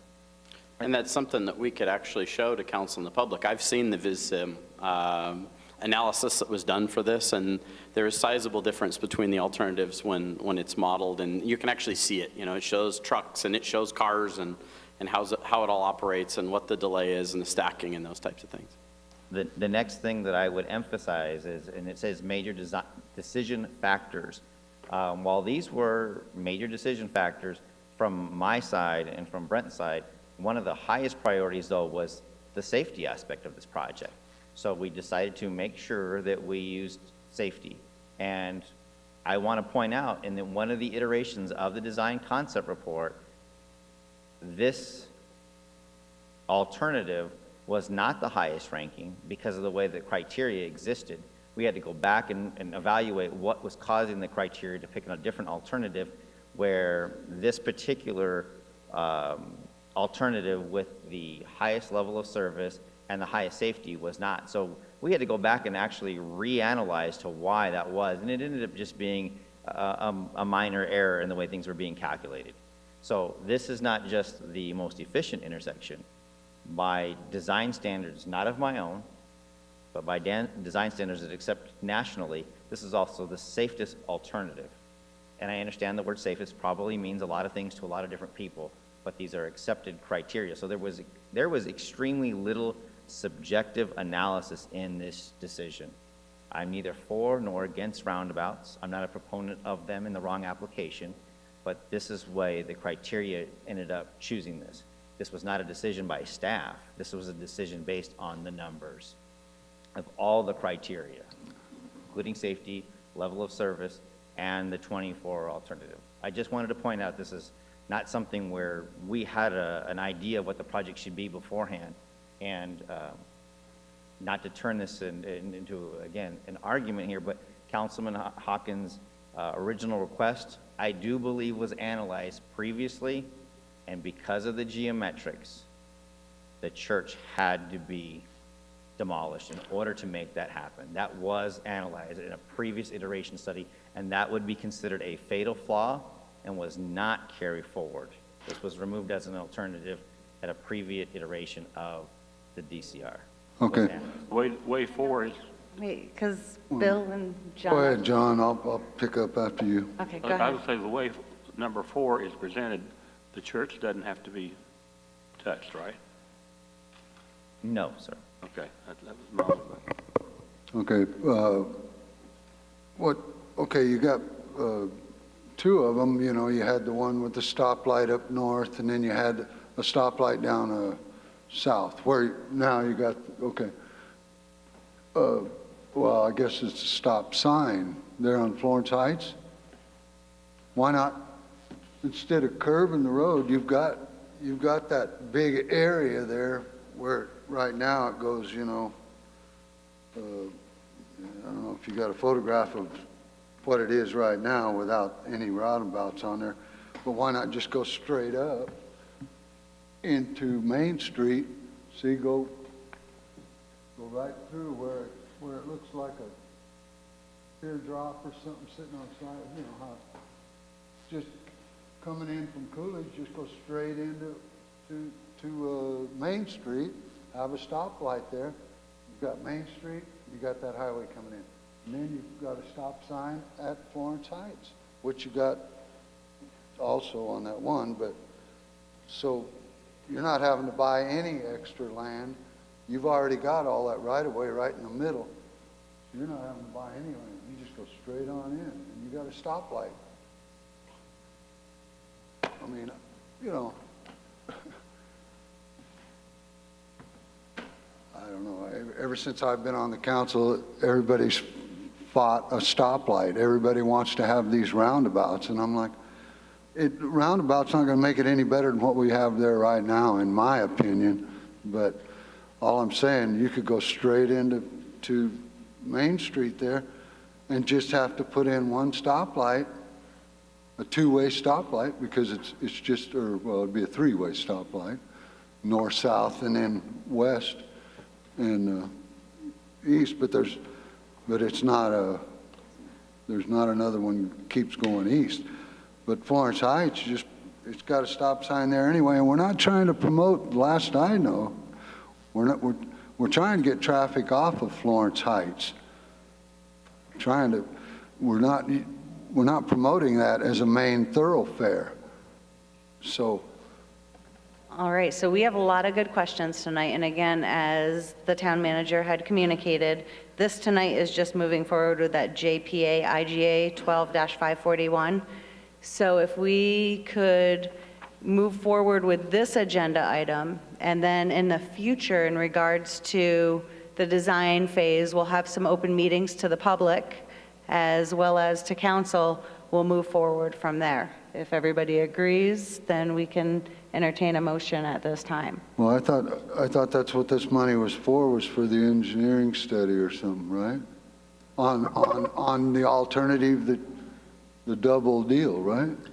We were hoping that tonight we would get approval of the JPA to move forward on the preferred alternative, yes. Well, it'd be silly to spend money on something that we might not want down the road. We need to know what we want before we start spending money on engineering and... Understood. We will not start designing anything, but we still need the JPA in place. We have an existing agreement. We need to amend that agreement so that we continue to move the project forward. So we would ask for you to approve the JPA, and then we would come back and have additional public input on probably not all the alternatives, but a couple of the alternatives, and then provide that information to ADOT. Has anybody looked at going straight in, like I said? So you know... Councilmember, no, many alternatives were analyzed by, I think, 2 different engineering firms over the last 10 years that looked at all different concepts, and it just isn't a simple solution. That's the best way to put it. It just isn't a simple solution. And it could be, but, you know. With that, Mayor, I did my best. Thank you for working to explain that. All right, with that, we need a motion to move forward with this JPAIGA 12541, and then the conversations can continue. I motion to approve the JPA IGA 12-541. Second. We have a motion and a second. All in favor? Aye. All opposed? Nay. All right, motion carries. We have some unfinished business. Ordinance number 672-19, which is the second reading and discussion, approval, disapproval of an ordinance of the town of Florence, Pinal County, which is amending Title 15, which is land usage, Chapter 150. This is amending sections 150 to 80, C, D, G, H, and K, adopting new impact fees pursuant to Assumption and Infrastructure Improvement Plan, adopted on January 7th, 2019, by approving Resolution 1685-19. And Ms. Lisa Garcia. Mayor and members of council, we have worked on this project for over 2 years, and I'm happy to say this is the last time we bring this project before you. After the motion is made tonight, the staff will be posting it in 3 locations. We'll be advertising it in the newspaper, and it will have an effective date of August 1st. This has gone through 3 work sessions. It's gone through 2 public hearings. We have adopted our resolution, so now we're in our final act on this item. Do you have any questions? I don't have questions, but I have praise. But I'm going to first turn it over if there's any questions. Madam Mayor? Yes. I believe this item should be noted as action and second reading. It is action and second reading. Corrected. All right. I know a lot of time and effort went into this on behalf of staff, council, and a lot of positive changes were made from the communication with citizens as well. Yes. So I want to thank everybody for participating in that public process. If there's no questions at this time, I would appreciate a motion.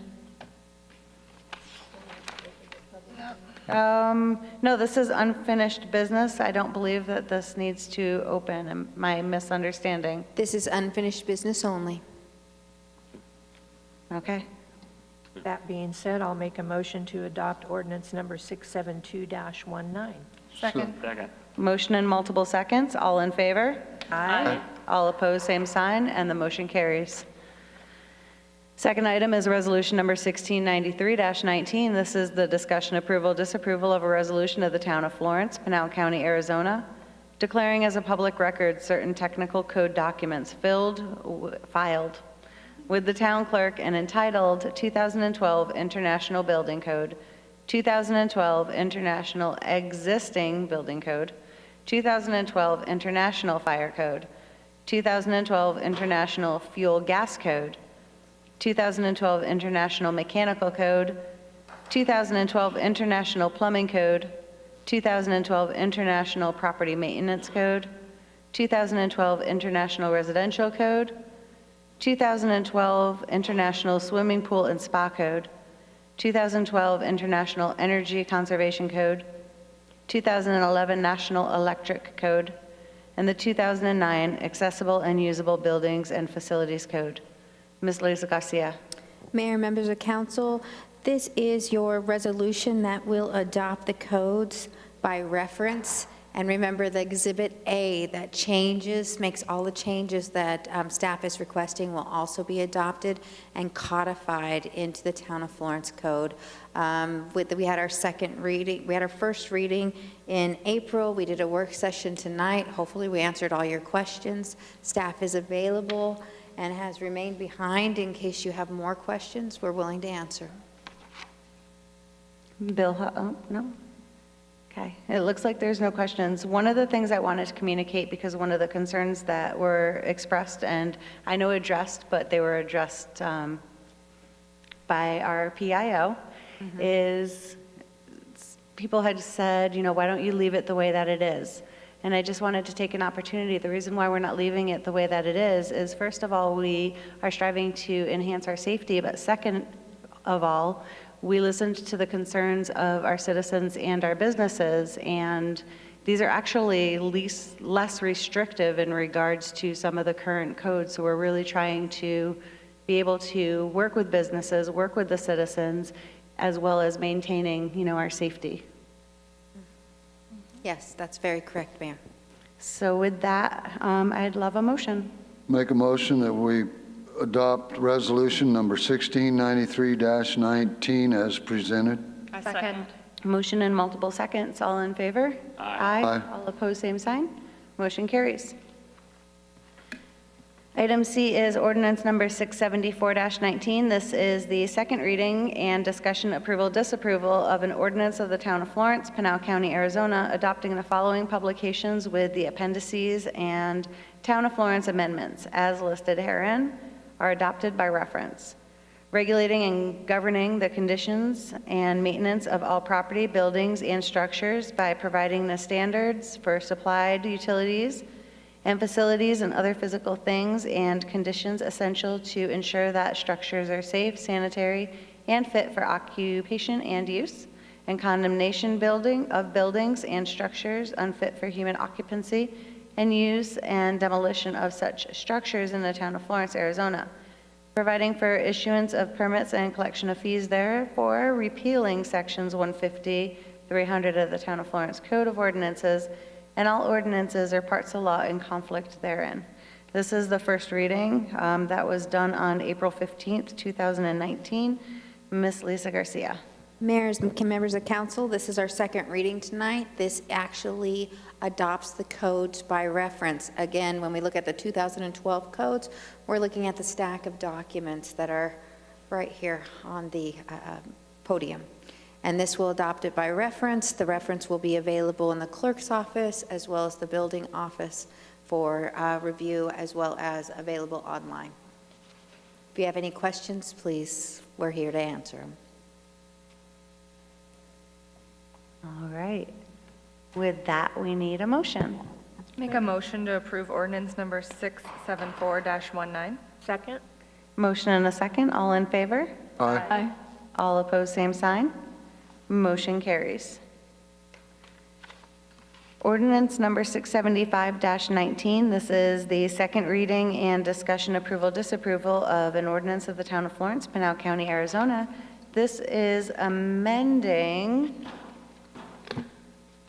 the Town of Florence Code of Ordinances by modifying section 150-301 titled Board of Appeals by inserting new text as underlined and deleting text by strike-through. First reading was done on April 15th, 2019. Ms. Lisa Garcia.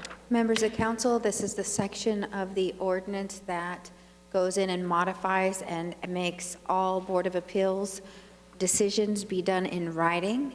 It allows for the Board of Appeals to meet as necessary, and it changes the, to turn over the code official's decision. It requires a 2/3 vote. I'd be happy to answer any questions. Oh, I have a question. Yes, ma'am. Earlier, the question was asked, if we elected, or if we selected the Board of Appeals? Yes. Who are they? It is a standing Board of Appeals that was already appointed by council. I'd be happy to get out your membership list and send out a copy. The Board of Appeals is different than any other appeal.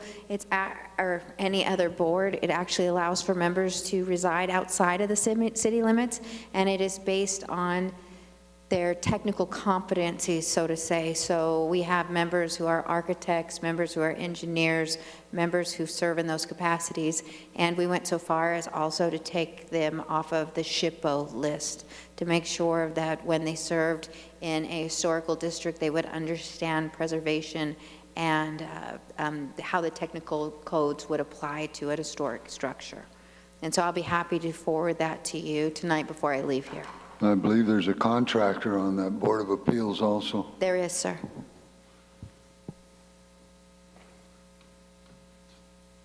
All right, with that, we need a motion. Make a motion to adopt ordinance number 675-19 as read. Second. Motion and a second, all in favor? Aye. All opposed, same sign. Motion carries. Item E is ordinance number 673-19. This is the second reading and discussion approval, disapproval of an ordinance of the Town of Florence, Pinal County, Arizona, amending the Code of Ordinance, Arizona, Title 11, Business Regulations by adopting a new chapter, 111, relating to the regulation of mobile food vendors, establishing a purpose, setting forth definitions, providing for permit requirements, establishing operational requirements, imposing fees, setting forth violations, establishing penalties, and setting forth an effective date. The first reading was done on April 15th, 2019. Ms. Lisa Garcia. Mayor and council, this is part of the Model City Code for food trucks that the League of Arizona Cities and Towns prepared for all municipalities. We're required to go through and adopt it and to have a uniform code that is effective throughout the state so that mobile food trucks have an easier time being able to understand what the rules are and complying with the rules for each city that they do business in. The municipalities are allowed to charge a licensing fee or permit fee to each mobile food truck. Every municipality is allowed to charge it. The one area that is consistent is that if they receive a inspection from the fire department or health department, that is good for the entire state of Arizona because we all have the same rules. If you have any questions, I'd be happy to answer them. All right, I do not see any questions, so with that, I need a motion.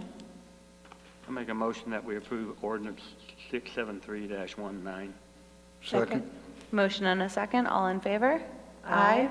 All opposed, same sign. Motion carries. Item 9 is our consent agenda. All items on the consent agenda will be handled by a single vote as part of the consent agenda unless a council member or member of the public objects at the time the agenda item is called. Item A is resolution number 1697-19. This is approval of a resolution of the Town of Florence, Pinal County, Arizona, approving and authorizing Mayor Tara Walter, Town Manager Brent Billingsley, and Finance Director Ray Sanchez to act as signatories for the transaction of business on the Town of Florence banking account and declaring an emergency. Item B is approval to enter into a contract with Continental Flooring Company to purchase flooring for the needed replacements at the Senior Center, Town Hall Administration, Fitness Center, Fire Station Number 1, day and dormitory rooms using the Mojave contract number 15S-CFC-0415 in an amount not to exceed $50,059.64, which includes a contingency. Removal of item C at this time. Item D is adoption of an interagency agreement between the Town of Florence Police Department and the host agency for our participation and response to call-outs with the Arizona Child Abduction Response Team. Item E is approval of accepting the register of demands ending in March 31st, 2019 in the amount of $2,658,857.05. Ladies and gentlemen, that is your consent agenda. I would like a motion to approve removing item C at this time. I'd like to make a motion Oh, to, stand by. And Ms. Judy Hughes would like item D removed as well at this time. I'll make a motion to approve the consent agenda items A, B, and E as read. So a consent agenda minus, or with the removal of items C and D, whichever way you want to read it. All right. C and D? C and D. Ones we're taking out. B or C? C. C and D. C and D. D as in dog, yes. Okay. And a second? I second. All right. All in favor? Aye. All opposed, same sign. Motion carries. All right, we will start with item D. Ms. Judy Hughes, you wanted that removed? I need to recuse myself for the vote. Conflict of interest. Okay. All right. So with that, I need a motion. I'll make a motion to adopt item D from the consent agenda. Second? Motion and a second. All in favor? Aye. All opposed, same sign. Motion carries. All right, Vice Mayor Anderson, item C. Yeah, I'd like to make a motion to approve and ratification of the intervention and filing of an application to intervene by the town of Florence in the proceedings before the Arizona Corporation Commission, docket number WS 02987A-18-0329, docket number WS 02987A-99-0583, docket number W 02234A-00-371, docket number WS-0297AA-00-0618, docket number W-2859A-00-0774, docket number W-1395A-00-0784, docket number docket number WS-02987A-06-077, docket number WS-02987A-12-0136, involving Johnson Utility LLC, and by adding the town of Florence as a party in the ACC regulation proceedings, period. All right, we need. I'll second. Wait. Aren't those zeros not O's? Yeah, zeros. Okay, just checking. Okay, motion and a second. All in favor? Aye. All opposed, same sign. Motion carries. All right, new business. Discussion, approval, disapproval of the fiscal year 2019-2020 employee benefit program with United Healthcare of Arizona for medical, dental, life, and vision insurance, Teladoc for 24/7 physician access benefits, Jorgensen Brooks Group for employee assistance program, Aflac for supplemental insurance products, and Infinisource to administer our Section 125 flexible benefit account plan. Mr. Scott Barber. Hey, Walter, members of the council, this is our annual visit with you concerning renewal of the employee benefit program, which renews on July 1st. Going into our renewal process this year, I expressed to our staff and to our agent broker representative two main goals. Number one is to try to preserve our benefit program, which I think is I would term it to be a very good, very rich program. And second was to try to preserve our cost-sharing arrangement with those employees who need and want dependent coverage. Of course, both of those goals in the context of the overall cost that would need to be budgeted for the upcoming year. I gave an explanation in our RCA there that we started down the road, and in consultation with our agent and broker representative, decided to ask our current incumbent carrier for medical what they were willing to quote us if we didn't go shop the program, if you will, in the marketplace. And ultimately, they came back with a 1% increase on medical and a 10% increase on dental. And we were quite happy, dare I say, elated, with that response, particularly in light of the dynamics in the marketplace, as well as our loss experience, which certainly figures into the renewal every year. The overall net increase to us is about 1.4%. Obviously, our medical premium quite a bit larger than the dental, so the 1% on the medical side was a lot larger than the 10% on the dental side. So it's about 1.4% overall. And we've detailed the cost to our employees in there. And we do share in the cost for dependent coverage for those employees who need and want dependent coverage. We pay 78% of that. The employees pay 22%. And of course, we pay 100% of the cost of employee health, life, and dental insurance. So the program is outlined. This is one time when I can stand here and say status quo is a really good thing. And so we're glad to bring this recommendation to you this evening, and gives us the opportunity to move forward in the new year in good shape. And I'll be glad to answer any questions you might have.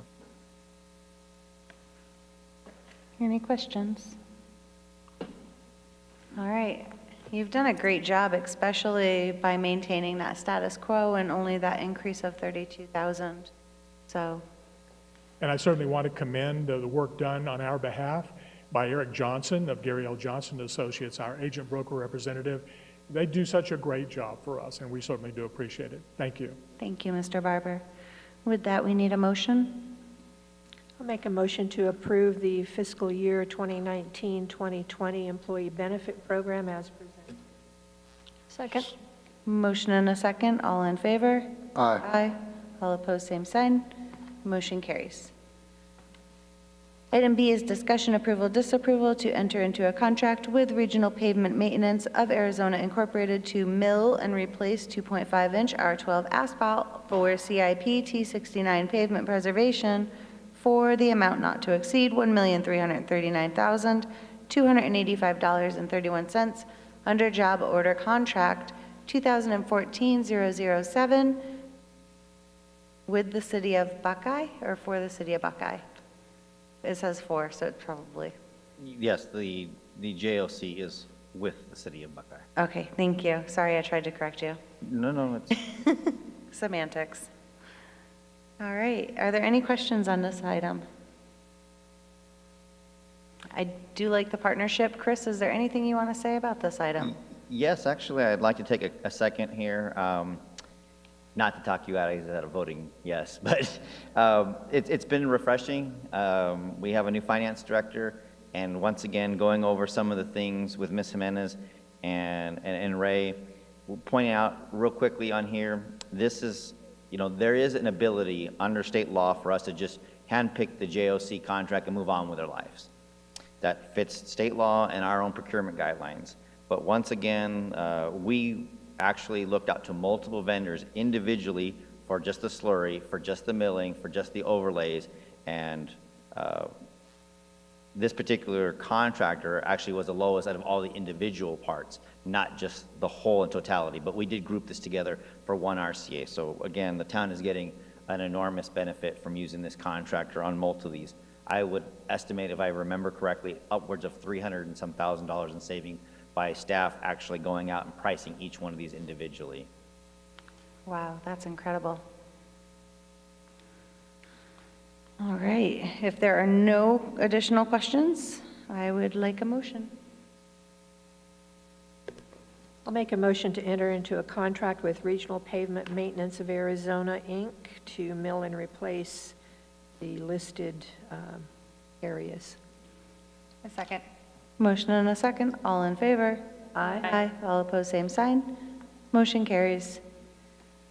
Item C is ratification and acceptance to Apache Underground contract for the installation of valves, fire hydrants, tapping sleeves, concrete encased sewer, and for replacement of curb, sidewalk, and asphalt as necessary in an amount not to exceed $721,008.11 for the CIP WU-83 downtown 12-inch loop. Mr. Casales. Good evening, Mayor and members of council. This item was previously approved by council for a lower amount. We are coming back for a ratification. The staff report does break down, but I'd like to, again, for the audience, this project was not misengineered. Bless you. Our GIS records, which are exported as a shapefile, are sent over to the engineer. That is the town's best record documents we have. Unfortunately, we do not have quarter section maps like Glendale, like Phoenix. We have our GIS files. And while people like Tim Wainscott and Gordy Cordova have viewed these as best as they can, they're as most accurate as we can, there are still omissions, there are still errors, there are still lines that are marked as abandoned in our GIS shapefiles that are live. And sometimes we don't know which of those are until we're literally out there in the field, digging them up and testing them.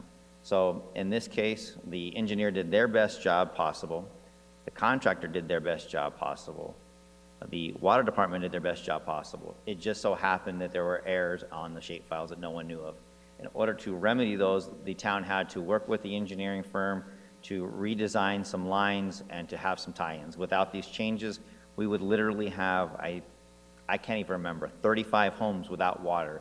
If the contractor had just walked away and said, I'm done with my contract, we'd have 35 people without water. So that's why things like this come back as a ratification. And we can't predict those in the middle of a project when these issues are going to happen. We have to react and make sure people are supplied with water. So, like I said, this is no fault of anyone, not the engineer, not the contractor. We're not able to go back and get this. This is just part of the project cost, but it was unanticipated cost of the project. Thank you for all of that clarification. Are there any further questions about that? I have a question. I got two. Go ahead. Councilmember Hughes. I'm not quite sure how to ask the question, but you had said that you don't have what you needed to stop this problem, that the gap. What is it that you need in your department to have it state of the art? Well, there's a couple parts to that. One thing that's not really in your question, but I want to make sure everyone understands this. If we had everything that we needed, these costs still would have occurred. Okay. So there's no damage to these costs. There's no afterwards we're finding out. This is literally happening as we're going. So there's never, these are the best kind of change orders. These would have happened as part of the design. They just would have been part of the bid and part of the council approval. Thankfully, we never make the wrong decision and say, oh no, we're just going to finish this project. We'll go back to council. We'll dig up the road again. We'll have to retap everything, and we're going to take a $40,000 change order and turn it into a $80,000 or $100,000 change order. That's not the way that we've approached this. If that is a direction in the future, we definitely can work that way, but that's not the way that I've been running things here. The direct answer to your question is there is no ability, there is no, without literally just tearing up the streets, exposing everything, going in there and resurveying every line. So it would be a subsurface utility investigation. Not only would it cost millions of dollars, but there'd be some benefit, but very little. We're redoing this on every project. I hate to say it, but that's the route that I think that the town of Florence has to take financially. I just don't think that we can spend millions of dollars so that the town of Florence engineering department can have pretty GIS maps. There's benefit to it, but I don't think the cost benefit will ever pay off. We just keep fixing these one at a time, and it's just a fact of life for the water department. I do get, trust me, the staff would love Mr. Wainscott, Mr. Cordova, down the line. They would all love to pull out a pretty quarter section map, is what the word quarter section map, and just say 3 paces off the curb is exactly where that water line, because you can do that in Glendale. You can do that in the city of Phoenix. We have lines that don't even... We can do that in Anthem because it's new. The problem is the age. In Anthem, we have detailed engineering plans and as-bills, so we just don't have them. Yeah, so some of our lines obviously are from the 30s, the 40s, and I'm assuming we're 150 years old, even older than that, but it's not common that we are looking at asbestos concrete pipe installed in the 1930s and very little record drawings. Sometimes the drawings don't even exist. Sometimes this is the very first time we're seeing a line that's not even in a GIS shape file. And I know that a lot of people around here know Gordy very well. even himself, comes across stuff that he's never seen. It just happens. So I do love the fact that you're trying to give me the tools to do this right. I greatly appreciate it, but we just need to fix this by putting pipe in the ground and not having pretty maps today. Thank you. Thank you. Councilmember Larson, did you have something as well? It was along those same lines. So the GI Shake files, I believe what you called it, I'm assuming then you are going back and updating that so that in the future, if we needed to pull up those roads for whatever reason, you'll have the information that we obtained during this time. So every time a new line is installed, they redline the plans, they mark them up, and then we go back and we as-built them, and then our files are supposed to be updated as we go. So sometimes it's new lines that are being installed, sometimes it's as-builting old lines. It's a number of ways of fixing that. We have tried, I don't know how many people watch CSI, but we've tried ground penetrating radar. It doesn't really work in these soil conditions very well. We have paid, we had a problem about 3 years ago where we couldn't locate the line in the ADOT right-of-way. We even paid for ground, GPR, is what a lot of people refer to as ground penetrating radar, and we couldn't find it. So there just is not an easy solution to this. And if there was, I would be coming to council for that approval. There just isn't one today. Maybe one day, but not today. Thank you. I just wanted to also thank you for your approach. I think it's very professional of you, as well as thinking of everyone's best interests. So thank you. I think the council's been extremely generous in my time here with approving many tools for the water, for the wastewater, and for the streets department. And they're very grateful for all the new tools. And it's more than just a new shiny penny to them. We put these things to use. We go back to the valve installation tool. We have used that a lot. We go back to the Mini, and that thing stays busy. Not daily, but almost every day. We look at all the new equipment that we've purchased and will be purchasing. We're very grateful for the council support.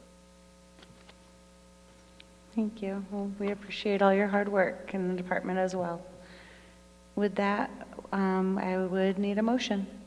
I motion to approve the ratification and acceptance to Apache Underground contract for the installation of valves, fire hydrants, tapping sleeves, concrete encased sewer, and for replacement of curb, sidewalk, asphalt as necessary in amount not to exceed $721,008.11. Second. Motion and a second. All in favor? Aye. All opposed, same sign. Motion carries. Item D is discussion approval, disapproval of entering into an associated partner agreement with Electrum Foundation. Mr. Brent Billingsley. Madam Mayor, members of council, I'm before you tonight seeking authorization to enter into what's called an associated partner agreement with a entity out of Sweden named the Electrum Foundation. As you can see in the staff report, we were lucky enough to be invited to attend the Smart Cities Connect conference in Denver, Colorado in April. It was a very useful event. We were able to highlight Florence and some of the things that Florence is doing, and I mention this all the time, but Florence is a leader in smart city technologies. The things that we're doing here aren't being done elsewhere. We are on the cutting edge, and there'll be more to come with respect to the next council meeting and the hopefully approval of our smart city solution to water metering. While at the conference, there was a session that was provided from the Electrum Foundation. They have they have a lady that heads up that program. Her name is Petra, and she was one of the keynote speakers in the big hall at the conference. And when she got up and talked, she talked about all the things that we're doing in Florence as something that the Swedish government was doing with a grant from the European Union. They have taken a little different approach. They are sponsored not only by the Swedish government, but by the city of Stockholm, essentially their version of the county that covers Stockholm, a bunch of private enterprise in receiving partnerships to assist in the development of these technologies and the rollout of these technologies through the consortium. I got an opportunity to have an audience with Petra and spent quite a bit of time talking with her, and she was so excited about what we're doing in Florence and how it might interface with what they're doing in Europe, and specifically for the Swedish government, that she offered or asked us if we would be willing to be a member of their consortium. What does that mean? That means they're going to share their information and data with us, and we are going to test things for them. We have chosen a technology for our Smart Cities interface called LoRaWAN. They looked at doing a LoRaWAN solution, but were worried about the scalability for their customer base and what they were trying to provide. So they're using another older technology that has the ability to not only be wireless, but also utilize cellular technology as a backbone. So they're very interested in what we're doing with the LoRa technology, and they want us to provide our testing and beta results to them so that they could utilize that and publish that in their research. Conversely, they're willing to provide their information to us regarding their technology, and we're hoping that this partnership, dare I say, can change the world in terms of smart cities, and they bring a lot of neat partners to the table. It would be really neat for Florence to be one of those partners that's part of what they're doing. The second benefit it provides is they have a number of different corporations that they work with. I had the opportunity of meeting with two of those corporations when we were in Denver, and one of those corporations, it's called Sensitive Empowerment. It's a Swedish corporation that works in the ICT arena and also provides smart cities technologies. They are going to actually engineer some LoRa sensors for us and send them to us to test them for their corporation for potential use in Europe. So neat partnership and something I'm very excited to bring to council this evening. That is excellent. Can you tell us a little bit about the LoRa sensors? So our smart city interface through our partnership with Melander, the best way to explain it is we have worked with Melander to install essentially their radios at 3 different locations in the town of Florence on the high ground. So think about kind of a Wi-Fi coverage that we have on Main Street that not many cities actually have. We're very lucky to have that, and that's a smart city interface.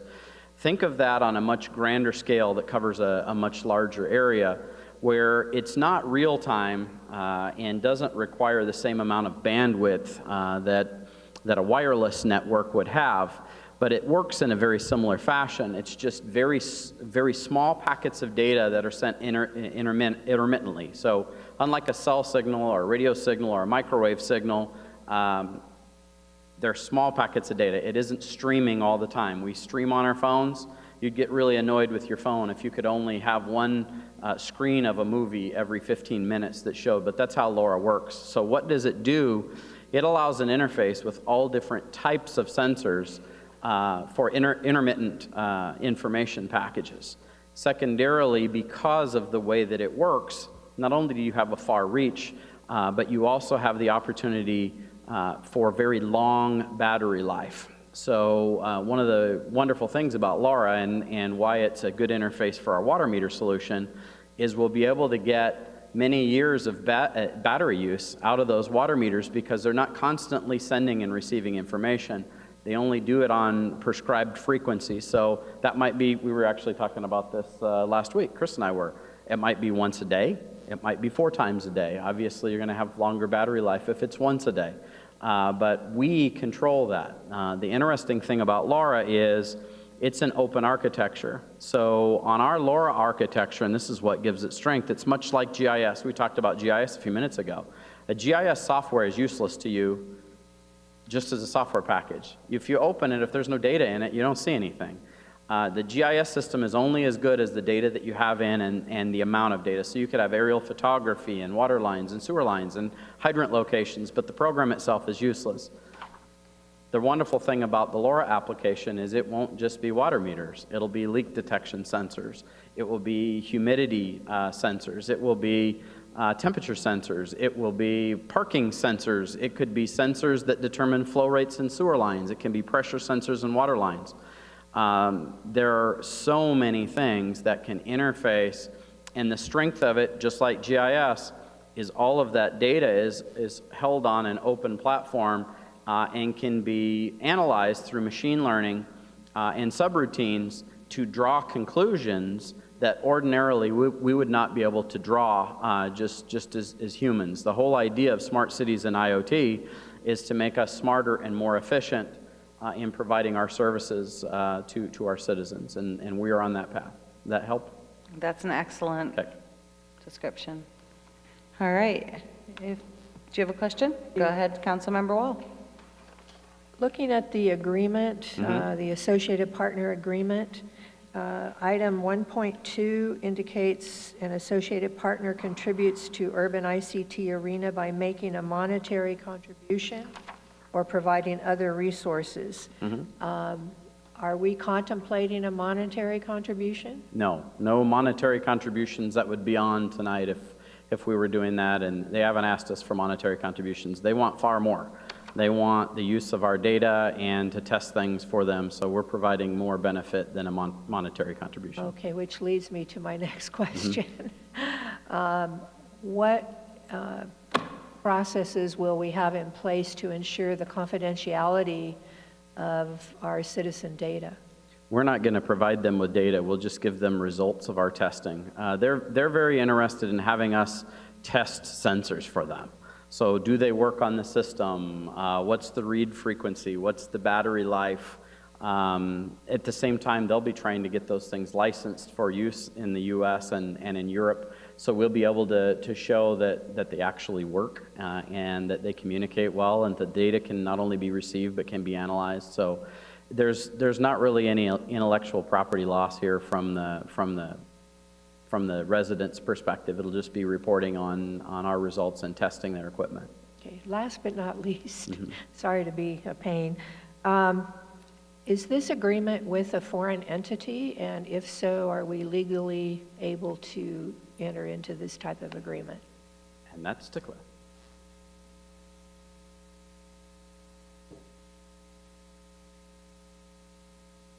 Mayor, members of the council, well, it's the type of arrangement from what Brent has described and from the document that I don't foresee, high likelihood of protracted litigation. If that were the situation, it would be hard to bring them, to subject them to our jurisdiction, probably virtually impossible, and vice versa. But from looking at the whole arrangement, it doesn't, and we can obviously change, the nature of the agreement if needed at some point, but it looks like it's more, as Brent said, kind of testing equipment, sharing information, working together in that fashion. So, it's not a payment for services situation, so I would be more cautious if that were the situation. But in reality, that's a good question. Really, we would have no jurisdiction over them, and they would have no jurisdiction over us. We specifically kind of ran into a wall with respect to that question, and so proposed, it actually it's a good story in that their first agreement they sent us, we just said, we can't sign it, because it essentially said it was under the Swedish law in Stockholm, Sweden. Arbitration would occur in Stockholm, Sweden, in Kista, which Kista is kind of the Tempe of Stockholm. It's where their big technical university is and where the foundation is based. So therefore, we made modifications, specifically Cliff did. So if you refer to Section 6, it very specifically talks about proceedings by telephone. If they need to be done physically, they have to be done in Phoenix. We are subject to the laws of state of Arizona. We have stated the Arizona revised statutes that govern our ability under the agreement. When we sent it back, they didn't have any problem with our changes. Other part that I just want to point out as well, on page 3, under section 4, term of agreement and termination 4.1, it does say that the term of an associated partnership is 12 months. It goes on, but the point that I want to have stand out here is, notwithstanding the foregoing provisions in this section, the parties acknowledge and agree that the town may terminate this agreement or any part thereof for its sole convenience at any time and without any penalty or recourse. So what they're looking for is partners. That's in all of their agreements. They want partners. They're not trying to take advantage of us or use us in some way. They're trying to build a consortium that strengthens their mission. Keep in mind, they're a socialist country, so it's not as capitalist as we are here. They fund these types of initiatives not necessarily just to make money, but to advance the world, and in this case, advance government and government efficiency and technology. I'd like to bring up sort of a minor point. You say there's no financial impact to this, but there is. We're going to be doing testing. You already spent a couple of days on this, so yeah. There is a financial impact. Yeah, that was my point, is although we're not paying cash, we're providing something far more valuable than cash in terms of our effort. And on the flip side of it, if this technology is proven successful and helps, in the long run, we're going to end up saving time and money in regards to what we expend in resources of reading those meters. Is that correct? Absolutely. I didn't think of this as a monetary thing. I thought of this as a real opportunity to get Florence on the map with true partners, large corporations. This could turn into all different types of things from an economic development standpoint, as well as job training, interface, and technology. At least in my vision, we want these types of partnerships in Florence. We want to be part of these types of things instead of just doing business the way that we've always done business.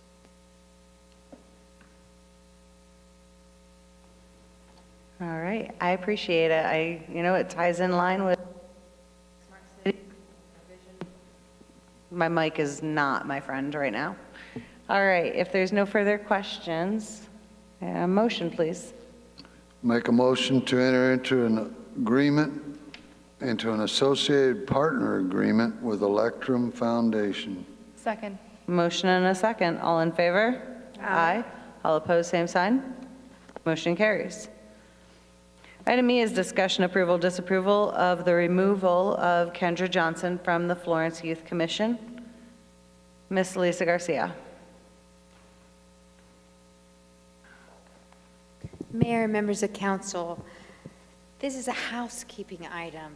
As you're aware, our code states that any board or commission member that misses 3 meetings, and we take any 3 meetings consecutively, that the town removes that person from the meeting. In this particular instance, we're moving somebody who did not give notice that they were not going to attend the meeting. We do have an alternate that has attended all meetings and will go into their seat. We will advertise for alternates. We'd like to have at least 2 more alternates on our teen board, youth commission, and we want to make sure that we have people on standby to take their spots if it's necessary. But it's unfortunate that this occurs from time to time, but again, this is a housekeeping item that we need to go forward with. Yes, ma'am. I just have a quick question. Do we need to then in turn place the alternate in that position, or does it automatically happen? Council already placed the person as an alternate, and what the alternate status says that any time that a position becomes vacant, that person will automatically take that position and remain until the end of the term. Thank you. You're welcome. All right. With that, we need a motion. I'll make a motion to remove Kendra Johnson from the Florence Youth Commission. Second. Motion and a second. All in favor? Aye. All opposed, same sign, and that motion carries. Our legislative update, we received an update on Senate Bill 1186. Senate Bill 1186, this is municipalities, pension fund transfer, the Pratt. It's Florence's bill to be enabled to transfer excess funds out of the town's firefighters relief and pension fund to the public safety personnel retirement system in order to reduce Florence's unfunded liability with PSPRS. The bill passed out of the Senate without objection, 29-0, and was approved overwhelmingly in the House, 51-8. The bill was transmitted to the governor on 5/1, where it awaits his signature. By statute, the governor must choose to sign or veto the bill by the close of business tomorrow, or else it takes effect without his signature. And the next one is the state budget. There has been only minimal progress on the state budget. Until the legislature can agree on a tax cut with the governor's office, it appears there will be a stalemate in Phoenix. Once an agreement is reached on this potential tax cut, other issues will begin to fall into place. It still appears likely at this point that the legislative session will continue to the end of the month and possibly into June. Keep in mind that the per diem amount that the legislatures receive gets cut in half starting next week. This often serves as an impetus for legislatures to adjourn the session quickly.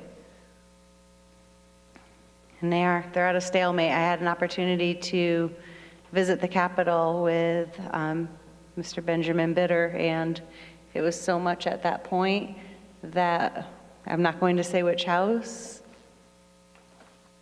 They decided that they were going to watch Mr. Smith Goes to Washington. So it was an interesting trip to the Capitol, to say the least. All right, Mr. Billingsley, is there anything else you wanted to add? Not on the legislative report, no. All right. Then moving on to the next item. Oops, losing all my paperwork here. The manager's report. Sir, you're up. Madam Mayor, members of council, we continue to tweak the manager's report based on feedback and requests. There was most recently a request to utilize the leadership and governance section to highlight things that are coming to council in the near future, things that will be coming forward. So that is a new section that was added this time. We've talked about Country Thunder and those events previously. We just completed our PMAR, our polymer modified asphalt rubber, or our chip seal program for the spring.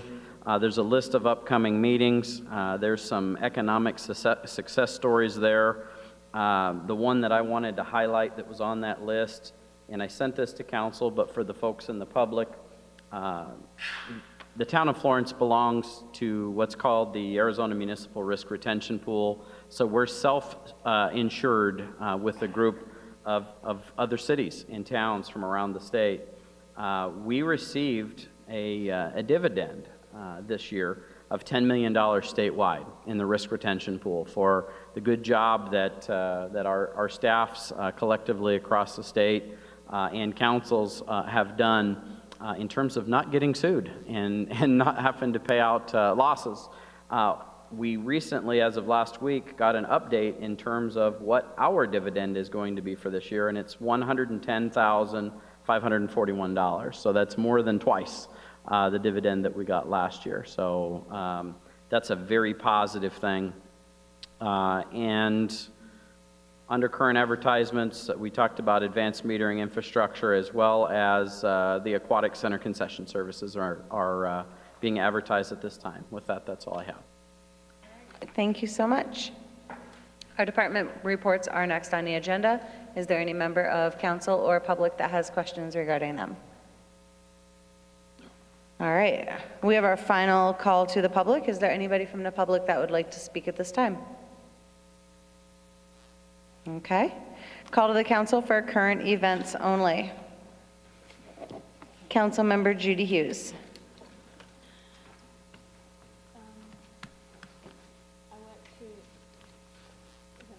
No, you got to push the button. There you go. Okay.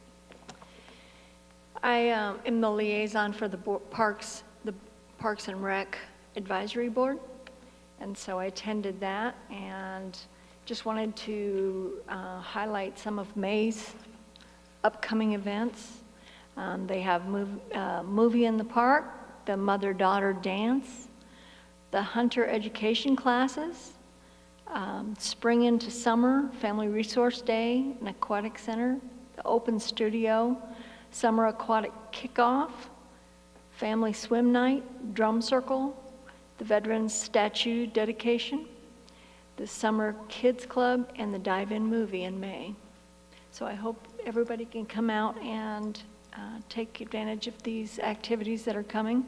The other thing that I'd like to mention, only because lab work is so extremely hard to get done, is that and a lot of people probably already know that Sonoran Quest is now located in the Safeway on Hunt Highway, and that it's open from Tuesday to Saturday, 6:30 in the morning till 2:30 in the afternoon, and you can come with or without a doctor's order, and there's hardly anybody there.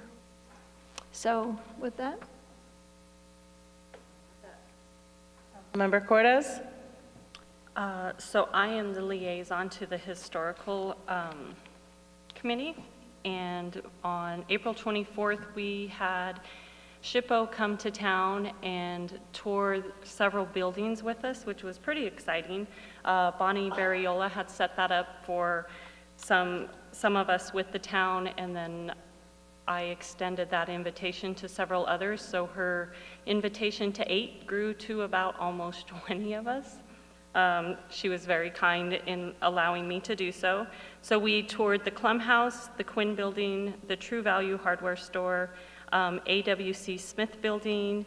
We went to Rel 3 Ranch Commercial Building, and then we had lunch and did a quick tour of the Silver King and went over some of the updates that were going to be going on at the Silver King.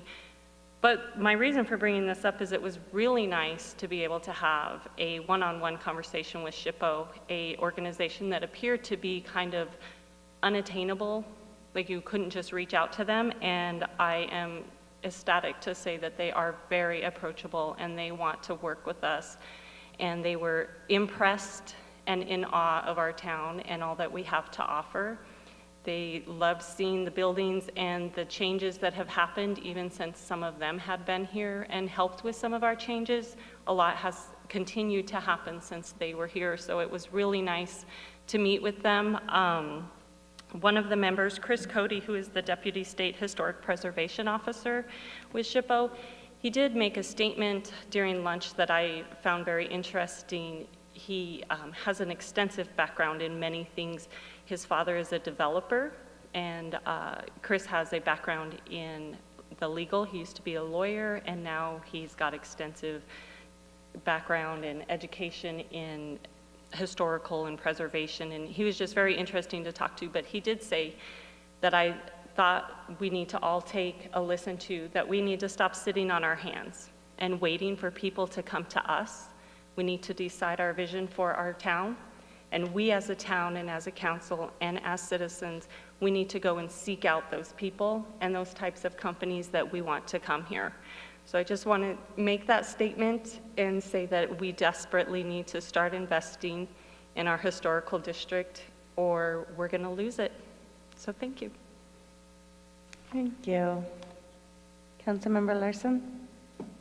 As everyone's talking about their liaison duties, I have shared this a little bit with Member Cortez, but I wanted to share openly that I am the liaison with the Teen Youth Commission, and they have been speaking about some of the issues that they've been facing.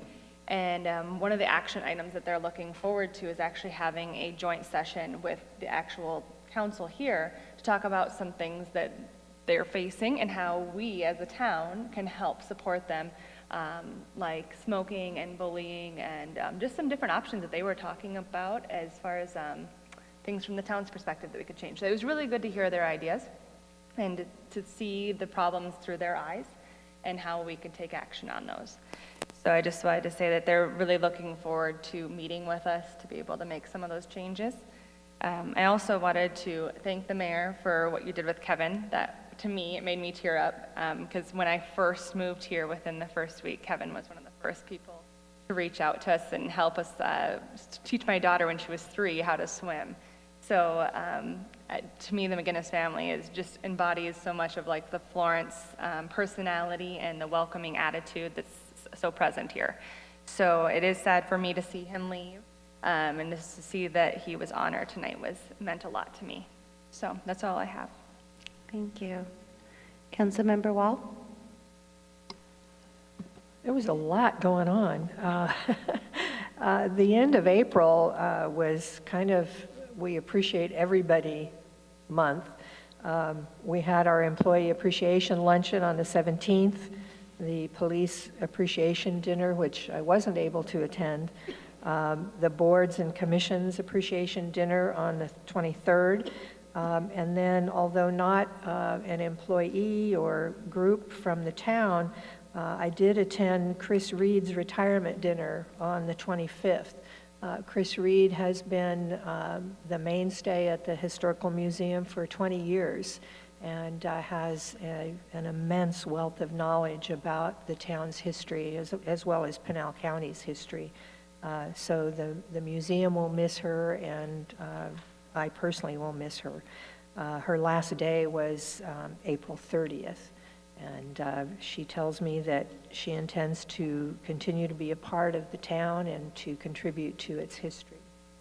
I'd also like to acknowledge that this is Teacher Appreciation Week, and for those who are teachers out there in the community, we thank you for all that you do for our children.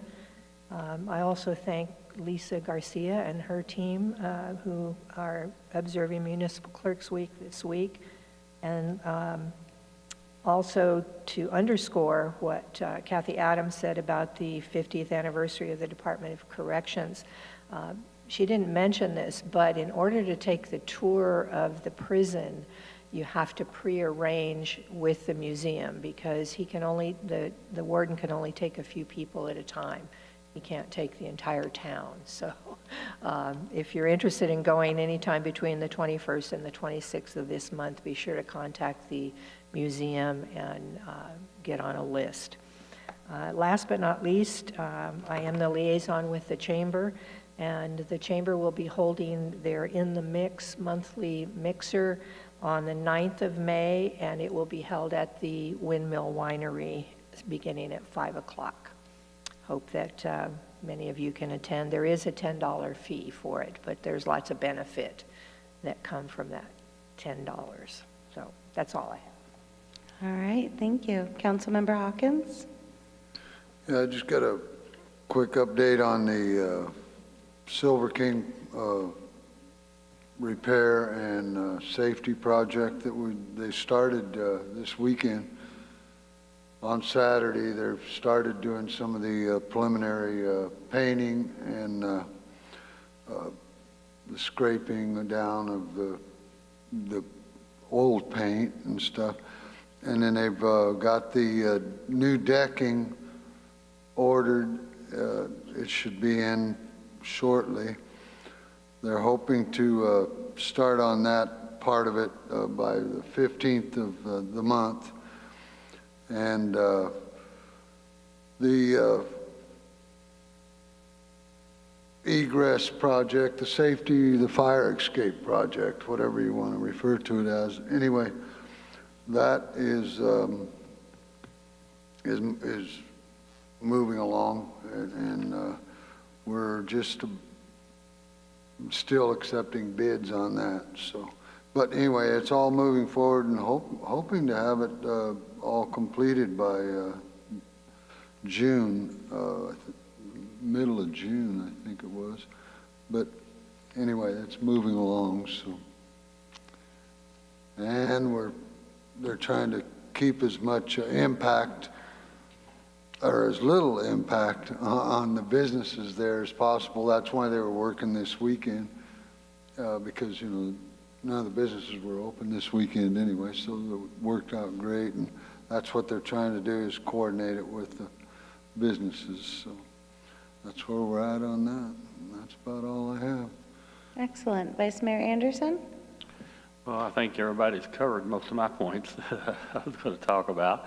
But the Pinal County Water Augmentation, they have been dealing with the drought contingency plan, and I think everybody's aware that that's been approved now. It didn't go as well for Pinal County as we had hoped, but we're still having to work through some of the issues there. We need to thank Tucson. As I said, I think last month, Tucson has given a large share of their CAP water to the Pinal County group, so that's good for them. The other thing that I did want to bring up is, you know, we have so much going on in our town. It's, we just can't keep up with it all from a standpoint of being a council member. I can't go to all the stuff that I'm invited to, but I appreciate it. And I want to thank everybody for all the stuff that they do for us.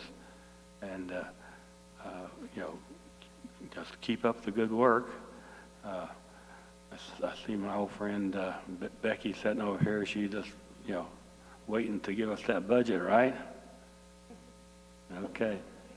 On the table in there. Okay, well, I do want to say one thing about Lisa's team. You know, she gave them an award tonight, but me personally, that's like my administrative assistants too. You know, if I have a question or if I need anything, I can go see her team, and they're Johnny on the spot. So I want to pass my appreciation, Lisa, on to your two helpers there. Thank you. Thank you. All right, they are pretty amazing. So everybody pretty much tied up everything that I also wanted to share. We have some meetings coming up that I'll be attending for Central Arizona Association of Governments and Maricopa Association of Governments. So I'll give an update at those next meetings. And as Councilmember Wall had mentioned, it is Teacher Appreciation Week. I just wanted to leave everybody with a little bit of a thought because I'm also an educator, and I heard one of the best quotes lately. So I heard it, and then I tried it, and I was like, wow. So here it is. Ask a friend, a neighbor, a coworker, who was your favorite teacher and why? And watch their face light up as they tell you all about their teacher. That's what I get to do every day. So, I don't know, it made me feel warm inside. Because sometimes serving as a mayor, while it's also rewarding, we also don't always get those warm and fuzzy lights and, you know, happy smiles. So, even though we try. So with that, I would love a motion. I'll make a motion, we adjourn. Second. All right, motion to adjourn second. All in favor? Aye. Aye. All opposed? No, I'm just kidding. We are adjourned, and it is before 10:30.